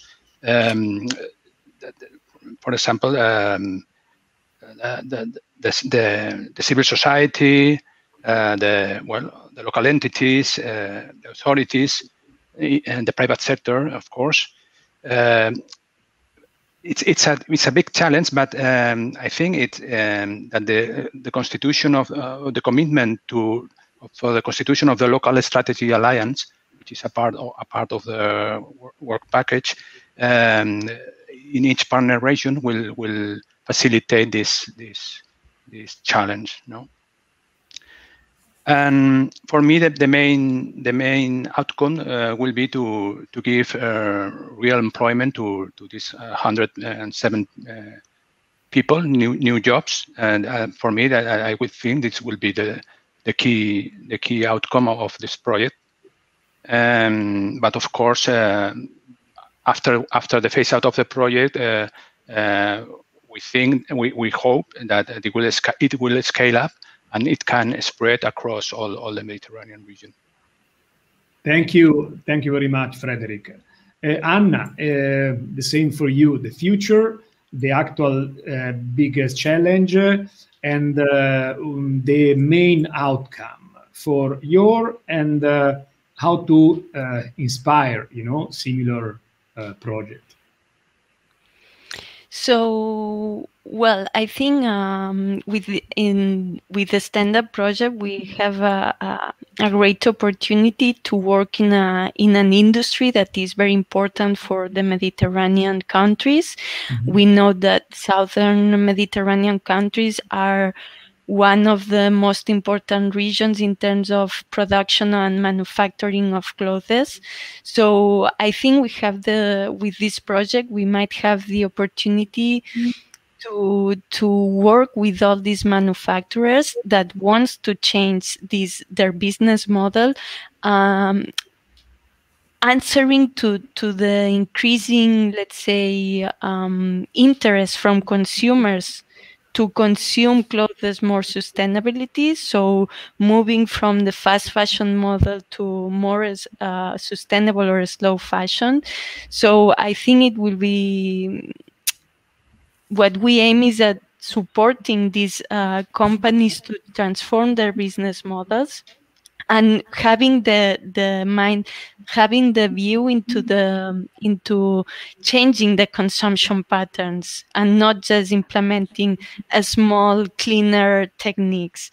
And also I think another important aspect will be or outcome will be to support new entrepreneurs, new designers, small companies that are probably only or selling locally or that have a local production. We should help them to develop this kind of local businesses that target consumers, individual consumers, and help them to implement these eco-design, circular design practices that go from the very beginning of the life cycle of a product till the end. So to help them to apply design practices that can keep resources on the loop for a long time. So I think we have to try to promote all these entrepreneurs and companies that put the focus on how consumers will consume these clothes, because this is how we will be able to change and transform the industry. Yeah, sure. Thank you, Anna. Thank you very much. So Lorenzo, the same for you. Future challenges and the main outcome, even to inspire possible future projects. Thank you, Lorenzo. TexMed Alliance is trying to involve textile companies which might have an interest for cross-border cooperations in one of the 3 framework initiatives that we decide, which are fashion restart, health emergencies, and of course, circular economy, for which we are the leading partner. So, as our project name tells, TexMed Alliances, our main goal is trying to do so involving different territories, companies, to set up a sort of alliance in between them. And this is our challenge, main challenge, to do so even in these very difficult times. So we are changing every activities, of course, in a virtual way, just for leftover trade, as I said before, but also for the other 2. And this, I think that that succeeding in doing so will be the main outcome for our project, but also I think for all the other projects. Yeah, sure. Thank you, Lorenzo. Thank you. And Miriam, what about you and your project? I think the most important challenge that will face Creative, apart from the subgrants that will be given to the existing projects, is the creation of the living labs, which will allow traditional companies from textile, clothing, footwear, and leather to co-work with creative entities and researchers. And for example, in case of ITEX lab, companies and designers will be able to work with last technologies in terms of sustainable finishing, as for example, laser technology to create new effects, bicolor removal and cutting purposes, eco-finish technology used for dyeing and finishing fabrics and garments, and ozone technology, which provides fashion effects on fabrics between others. I think this is a special and different issue in our project, and I think it will be very well, if it's well focused, that is the case, it will be given to the companies a very good value added. Thank you, Miriam. Benoit, so we are incredibly and perfectly on time, and I would you to give us the last note about the future, the biggest challenges, and the best outcome, even to inspire. We hope other projects get inspiration by those projects. Sure. So just as a wrap-up, as a sort of information, so over the last years, the SwitchMed program and the test methodology demonstrated a lot of benefits, social, economical, and environmental ones. And it has been demonstrated with facts and success stories in the 8 countries, in more than 125 companies. More than 400 startups were supported throughout a process which started from incubation to marketable products. And it was really like a big success, I would say, for SwitchMed. And one of the challenges we have in front of us is, on one hand, to explore new thematic areas. Just to give you an example, we recently opened a new component under SwitchMed for the blue economy, which aims to support circular economy principles in coastal and maritime area. So this is like a new challenge ahead of us in terms of thematics. But on the other hand, an important aspect, and I also would like to share this message, if you want to know more about the SwitchMed practices, there is the Switchers community. And this is a strong success of SwitchMed over the last years, creating a solid community of actors which works together throughout this networking component. And more, in March, we will open digitally tools and access to more informations through a platform which is the switchers.org.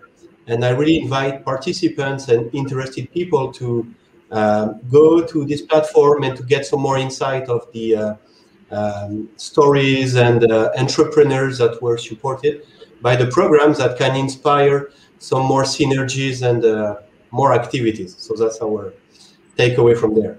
Thank you, Lorenzo.